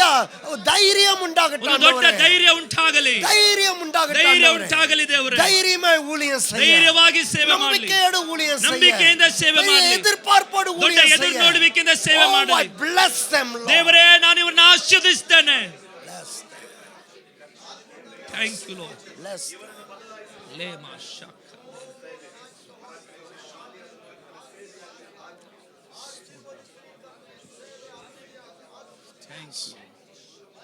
எல்லாம் உங்க பிள்ளைகளுக்காக நம்ம ஜெபம் பண்ணுவோமா? ಎಲ್ಲ ನಮ್ಮ ಮಕ್ಕಳಿಗೋಸ್ಕರ ಪ್ರಾರ್ಥನೆ ಮಾಡೋಣ. பிள்ளைகளுக்காக ஜெபம் பண்ணுவோம். ಮಕ್ಕಳಿಗೋಸ್ಕರ, ನಿಮ್ಮ ಮಕ್ಕಳಿಗೋಸ್ಕರ, ನಮ್ಮ ಮಕ್ಕಳಿಗೋಸ್ಕರ, நம்ம பிள்ளைங்க ನಮ್ಮ ಮಕ್ಕಳಿಗೆ நம்மள பார்க்கலும் பெரிய சாக்ரிஃபைஸ் அவங்க தான் பண்றாங்க. ನಮಗಿಂತಲೂ ದೊಡ್ಡ ಒಂದು ತ್ಯಾಗವನ್ನು ಅವರು ಮಾಡ್ತಾ ಇದ್ದಾರೆ. ஏன் தெரியுமா? ಯಾಕೊತ್ತಾ? ஊழியக்காரனுடைய பிள்ளை என்கிற ஒரு பாரம் அவங்க மேல தானா வந்துருது. ಆ ಸೇವಕರ ಮಕ್ಕಳು ಎಂಬ ಭಾರವು ಹೊರೆಯು ಅವರ ಮೇಲೆ ಹಾಗೆ ಬಂದ್ಬಿಡ್ತದೆ. ಅವರ ಮೇಲೆ பெரிய எதிர்பார்ப்பு வந்துருது. ಅವರಿಗೆ ದೊಡ್ಡ ಒಂದು ಎದುರು ನೋಡುವಿಕೆ ಬಂದ್ಬಿಡ್ತದೆ. ಅವ್ರ ನಿಮಿತ್ತವಾಗಿ அவங்க கர்த்தர் அவங்கள பாதுகாத்துக்கணும். ದೇವರು ಅವರನ್ನ ಕಾಯಬೇಕು. கர்த்தர் அவங்கள வளர்த்து கொடுக்கணும். ದೇವರು ಅವರನ್ನ ಬೆಳೆಸಬೇಕು. கர்த்தர் அவங்கள பலப்படுத்தணும். ದೇವರು ಅವರನ್ನ ಬಲಪಡಿಸಬೇಕು. கர்த்தர் அவங்கள நடத்தணும். ದೇವರು ಅವರನ್ನ ನಡೆಸಬೇಕು. பெரிய எதிர்பார்ப்பு, ದೊಡ್ಡ ಎದುರು ನೋಡುವಿಕೆ பெரிய ಸೇವಕರ எதிர்பார்ப்பு ಮಕ್ಕಳಿಂದ. நம்ம பிள்ளைகளை ஆசீர்வதிச்சு ஜெபம் பண்ணுவோம். ನಮ್ಮ ಮಕ್ಕಳನ್ನು ಆಶೀರ್ವದಿಸಿ ಪ್ರಾರ್ಥನೆ ಮಾಡೋಣ. பிள்ளைகளெல்லாம் ದೇವರೇ ನಮ್ಮ ಮಕ್ಕಳೆಲ್ಲ ಆಶೀರ್ವದಿಸಬೇಕು. இருக்கிற எல்லா பாஸ்டர்ட பிள்ளைகளை ಇಲ್ಲಿರುವಂತ ಎಲ್ಲ ದೇವರ ಸೇವಕರ ಮಕ್ಕಳನ್ನು ಆಶೀರ್ವದಿಸು. நன்மைகளை ಅವರಿಗೆ ಬೇಕಾದಂತ ಉತ್ತಮವಾದ ವಿಷಯಗಳು, ಬಲವನ್ನು ಕೊಡು. அவங்களுடைய தேவைகளை சந்திங்க. ಅವರ ಅವಶ್ಯಕತೆಗಳನ್ನು ಸಂಧಿಸು. அவர்கள் நல்ல சாய்ஸஸ் மேக் பண்ண கிருபை தாங்க. ಅವರು ಒಳ್ಳೆ ಆಯ್ಕೆಗಳನ್ನು ಆರಿಸಿಕೊಳ್ಳಲಿಕ್ಕೆ ಅವಕಾಶಗಳನ್ನು ಕೊಡು. அவங்க படிப்புக்கு வேண்டிய எல்லா தேவைகளையும் சந்திங்க. ಅವರ ವಿದ್ಯಾಭ್ಯಾಸಕ್ಕೆ ಬೇಕಾದ ಎಲ್ಲ ಅಗತ್ಯತೆಗಳನ್ನು ಸಂಧಿಸು. அவர்கள் மீது உம்முடைய ரத்தத்தை தெளிக்கிறோம். ಇವರ ಮೇಲಿನ ರಕ್ತವನ್ನು ನಾವು ಹಾಕ್ತೇವೆ. பாதுகாவலை சொல்லுகிறோம். ನಿಮ್ಮ ಕಾಲು ಕಾಯುವಿಕೆಯನ್ನು ಮಾತಾಡ್ತಾ ಇದ್ದೇವೆ. தீங்கும் அணுகாதபடிக்கு, ಯಾವ ಒಂದು ಕೇಡು ಗಂಡಾಂತರೂ ತಾಕದಂತೆ, ಕಾರ್ಯமும் அவர்களுக்கு பாரமாய் மாறாதபடி, ಯಾವ ಕಾರ್ಯ ಅವರಿಗೆ ಭಾರವಾಗಿ ಬದಲಾವಣೆ ಆಗದಂತೆ ಆಶೀರ್ವದಿಸ್ತೇವೆ ಅಪ್ಪ. Thank you lord. எங்க அப்பா எனக்கு செஞ்சதை நான் மறக்கவே மாட்டேன். ನನ್ನ ತಂದೆ ನನಗೆ ಮಾಡಿದ ನಾನು ಮರೆಯೋದೇ ಇಲ್ಲ. சவுத் ஆப்பிரிக்கால பைபிள் காலேஜ் படிச்சுக்கிட்டு இருந்தேன். ಸೌತ್ ಆಫ್ರಿಕಾದಲ್ಲಿ ಸತ್ಯವೇದ ಅಧ್ಯಯನವನ್ನು ಓದ್ತಾ. தியாலஜி கிடையாது, ட்ரைனிங். ಥಿಯಾಲಜಿ ಅಲ್ಲ, ದೈವಶಾಸ್ತ್ರ ಅಲ್ಲ, ಅದು ஒரு நாள் ಅಭ್ಯಾಸ. பிரின்சிபல் சொன்னாரு, கோ டு தி ஏர்போர்ட் அப்படின்னாரு. ಪ್ರಿನ್ಸಿಪಾಲ್ ಅವರು ಹೇಳಿದ್ರು ನೀನು ಏರ್ಪೋರ್ಟ್ಗೆ ಹೋಗು ಎಂಬುದಾಗಿ. எனக்கு தெரியாது எங்க அப்பா வராருன்னு. ನನಗೆ ಗೊತ್ತಿಲ್ಲ ನನ್ನ ತಂದೆ ಬರ್ತಾರೆ ಅಂತ ಹೇಳಿ. எங்க அப்பா வந்துட்டாரு. ನಮ್ಮ ತಂದೆ ಬಂದ್ಬಿಟ್ರು. வந்துட்டு அன்னைக்கு சாயங்காலம் சர்ச்சில் ஒரு மீட்டிங் நடக்குது. ಆವತ್ತು ಸಂಜೆ ಸಭೆಯಲ್ಲಿ ಒಂದು ಕೂಟ ನಡೀತದೆ. என் பக்கத்துல வந்து உட்காந்து ನನ್ನ ಪಕ್ಕದಲ್ಲಿ ಬಂದು ಕೂತ್ಕೊಂಡು என் மேல கைய வச்சு, ನನ್ನ ಮೇಲೆ ಕರಗಳನ್ನ என்ன ಇಟ್ಟು, இப்படி கைய வச்சு, ನನ್ನ ಮೇಲೆ ಕೈಗಳನ್ನ ಈ ತರ ಇಟ್ಟು 20 நிமிஷம் ಒಂದು 20 ನಿಮಿಷ பைபிள்ல இருக்கிற எல்லா வாக்கு தத்தங்களையும் ஆசீர்வாதங்களா சொல்லி சொல்லி ஆசீர்வதிச்சார். ಸತ್ಯವೇದದಲ್ಲಿರುವಂತ ಎಲ್ಲಾ ವಾಗ್ದಾನಗಳನ್ನ ಆಶೀರ್ವಾದಗಳನ್ನ ಹೇಳಿ ನನಗೋಸ್ಕರ ಪ್ರಾರ್ಥನೆ ಮಾಡಿದ್ರು. அவர் அழுது சந்தோஷத்தின் மிகுதியில என்ன ஆசீர்வதிச்சார். ಅವರು 10 ಸಂತೋಷದ ಒಂದು ಉನ್ನತವಾದ ಸ್ಥಾನದಲ್ಲಿ ನನ್ನನ್ನು ಆಶೀರ್ವದಿಸಿದ್ರು. இன்னைக்கு நான் ஊழியக்காரனா நினைக்கிறேன். ನಾನು ಇವತ್ತು ಸೇವಕನಾಗಿ ನಿಂತಿದ್ದೇನೆ. இன்னைக்கு வீட்டுக்கு போயிட்டு ಇವತ್ತು ನೀವು ಮನೆಗೆ ಹೋಗಿ all the fathers, ಎಲ್ಲಾ ತಂದೆಗಳು உங்க குழந்தையை ஆசீர்வதிங்க. ನಿಮ್ಮ ಮಕ್ಕಳನ್ನು ಆಶೀರ್ವದಿಸಿರಿ. கூப்பிட்டு நீங்க அவங்க ஷாக் ஆயிடுவாங்க. ಅವರು ಕರೆದು ಅವನ್ನ ಆಶೀರ್ವದಿಸಿ என்னடா ஆச்சு எங்க அப்பாக்கு அப்படின்னு ஷாக் ஆயிடுவாங்க. ನನ್ನ ತಂದೆಗೆ ಏನಾಯ್ತು ಅಂತ ಅವರು ಆಶ್ಚರ್ಯ ಪಡ್ತಾರೆ. நீங்க சொல்லணும், ನೀವು ಹೇಳಬೇಕು, நான் ஆசீர்வதிக்க அழைக்கப்பட்டு இருக்கிறேன்ப்பா. ನಾನು ಆಶೀರ್ವದಿಸಲು ಕಳಿಸಲ್ಪಟ್ಟಿದ್ದೇನೆ. கையை வச்சு ஆசீர்வதிங்க. ಕರಗಳನ್ನು ಇಟ್ಟು ನಿಮ್ಮ ಮಕ್ಕಳನ್ನು ಆಶೀರ್ವದಿಸಿರಿ. ಮಾಡ್ತೀರಾ? bless them. ಅವ್ರನ್ನ ಆಶೀರ್ವದಿಸಿ. எல்லாம் திருவிருந்துல பங்கு பெற போகிறோம். ಕರ್ತನ ಮೇಜಲ್ಲಿ ಪಾಲು ತೆಗೆದುಕೊಳ್ಳಿಕ್ಕಿದ್ದೇವೆ. ஏன்னா திருவிருந்து நமக்கு தேவனுடைய பலனாய் இருக்கிறது. ಆ ಕರ್ತನ ಮೇಜು ದೇವರ ಬಲವಾಗಿದೆ. ஒரே ஒரு காரியத்தை நான் சொல்றேன். ಒಂದೇ ಒಂದು ಕಾರ್ಯವನ್ನು ಹೇಳ್ತಾನೆ. ஏதேன் தோட்டத்துல, ಏದೇನ್ ತೋಟದಲ್ಲಿ ஆண்டவர் வந்து ஆதாமையும் ஏவாளையும் வெளியே துரத்தி விட்டு ದೇವರು ಆದಾಮನನ್ನು ಅವಳನ್ನ ಹೊರಗಡೆ ಕಳಿಸಿ என்ன தெரியுமா சொல்றாரு? ಏನಂತ ಹೇಳ್ತಾನಂದ್ರೆ, அவர்கள் கையிட்டு, ಅವರು ಕೈಗಳನ್ನ ಇಟ್ಟು ஜீவ விருட்சத்தை புசிக்காதபடிக்கு ಆ ಒಂದು ಜೀವ ವೃಕ್ಷದ ಹಣ್ಣನ್ನ ತಿನ್ನದ ಹಾಗೆ அவர்களை துரத்தி விட்டார். ಅವರನ್ನ ದೇವರು ಅಟ್ಟಿ ಬಿಟ್ಟರು. ஆனா இயேசு கிறிஸ்து மத்தேயு 26:26ல சொல்றாரு, ಯೇಸು ಸ್ವಾಮಿ ಮತ್ತಾಯನ ಬರೆದ ಸುವಾರ್ತೆ 26:26 நீங்கள் இதை எடுத்து ನೀವು ಇದನ್ನ ತೆಗೆದುಕೊಂಡು புசியுங்கள், ಇದನ್ನ ಸೇವಿಸಿರಿ. அங்க ஜீவ விருட்சத்தை கையிடாதபடிக்கு துரத்தினாரு. ಅಲ್ಲಿ ಜೀವ ವೃಕ್ಷದ ಮೇಲೆ ಕೈಗಳನ್ನು ಇಡದ ಹಾಗೆ ದೇವರು ಅಟ್ಟಿದನು. இயேசு கிறிஸ்து என்ன சொல்றாரு? ಆದ್ರೆ ಯೇಸು ಕ್ರಿಸ್ತನ ಏನ್ ಹೇಳ್ತಾನೆ? நீங்கள் வாங்கி புசியுங்கள். ಈಗ ನೀವು ತೆಗೆದುಕೊಂಡು ಅದನ್ನ ಸೇವಿಸಿರಿ. இங்கிலீஷ்ல அழகா எழுதி இருக்கு. ಇಂಗ್ಲಿಷ್ ಭಾಷಾಂತರದಲ್ಲಿ ಸುಂದರವಾಗಿ ಹೇಳಿದೆ. Take it in your hand. ಅದನ್ನ ನಿಮ್ಮ ಕರಗಳಲ್ಲಿ அதுக்கு அர்த்தம் என்ன ತೆಗೆದುಕೊಳ್ಳಿ. தெரியுமா? ಅದಕ್ಕೆ ಅರ್ಥ ಏನಂದ್ರೆ ஜீவ விருட்சம். ಜೀವ ವೃಕ್ಷ. புரியுதுங்களா? ಅರ್ಥ அங்க கையிட்டு எடுக்க கூடாது. ನೀವು ಕೈಗಳನ್ನ ಇಟ್ಟು ತೆಗಿಬಾರ್ದು. இங்க என்ன தெரியுமா சொல்றாரு?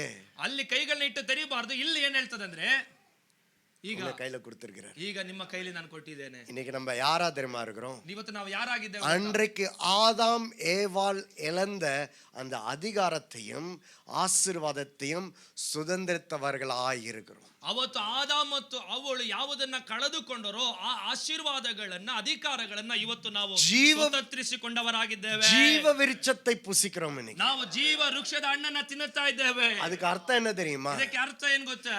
உலகத்துல இருக்கிற பலனை பார்க்கல எனக்குள்ளே வேற பலன் கிரியேட் செய்து ಈ ಲೋಕದಲ್ಲಿರುವಂತ ಬಲಕ್ಕಿಂತಲೂ ನನ್ನ ಒಳಗಡೆ ಇನ್ನೊಂದು ವಿಶೇಷವಾದ ಬಲವು ಕಾರ್ಯ ಮಾಡುತ್ತಾ ಇದೆ. எனக்குள்ளே சுகம் கிரியேட் செய்து ನನ್ನ கொண்டிருக்கிறது. ಒಳಗಡೆ ಸೌಖ್ಯತೆ ಕ್ರಿಯೆ, ஆரோக்கியம் கிரியேட் செய்து ಆರೋಗ್ಯವು ಕ್ರಿಯೆ கொண்டிருக்கிறது. ಮಾಡುತ್ತಾ ಇದೆ. செழிப்பு கிரியேட் செய்து ಅಭಿವೃದ್ಧಿಯು ಕ್ರಿಯೆ கொண்டிருக்கிறது. ಮಾಡುತ್ತಾ ಇದೆ. ஞானம் கிரியேட் செய்து ಜ್ಞಾನವು ಕ್ರಿಯೆ கொண்டிருக்கிறது. ಮಾಡುತ್ತಾ ಇದೆ. ஜீவ விருட்சம், ನನ್ನ ಜೀವದ ವೃಕ್ಷ, ஜீவ விருட்சம். ಜೀವ ವೃಕ್ಷ ಇದು. இன்றைக்கு நாம் அவருடைய சரீரத்தை புசித்து அவருடைய ரத்தத்தை பானம் பண்ணும் பொழுது ಆತನ ದೇಹವನ್ನ ತಿಂದು ಆತನ ರಕ್ತವನ್ನ ಪಾನ ಮಾಡುವಾಗ நான் ஜீவ விருட்சத்திலே பங்கு பெறுகிறேன் என்ற நினைவு கொண்டு நாம் பங்கு பெறுவோம். ನಾವು ಜೀವ ವೃಕ್ಷದಲ್ಲಿ ಪಾಲನ್ನ ಹೊಂದಿಕೊಳ್ಳುತ್ತಾ ಇದ್ದೇವೆ ಎಂಬ ನೆನಪಿನಿಂದ ಇದನ್ನ இது ತೆಗೆದುಕೊಳ್ಳಿ. தேவனுடைய பலன்.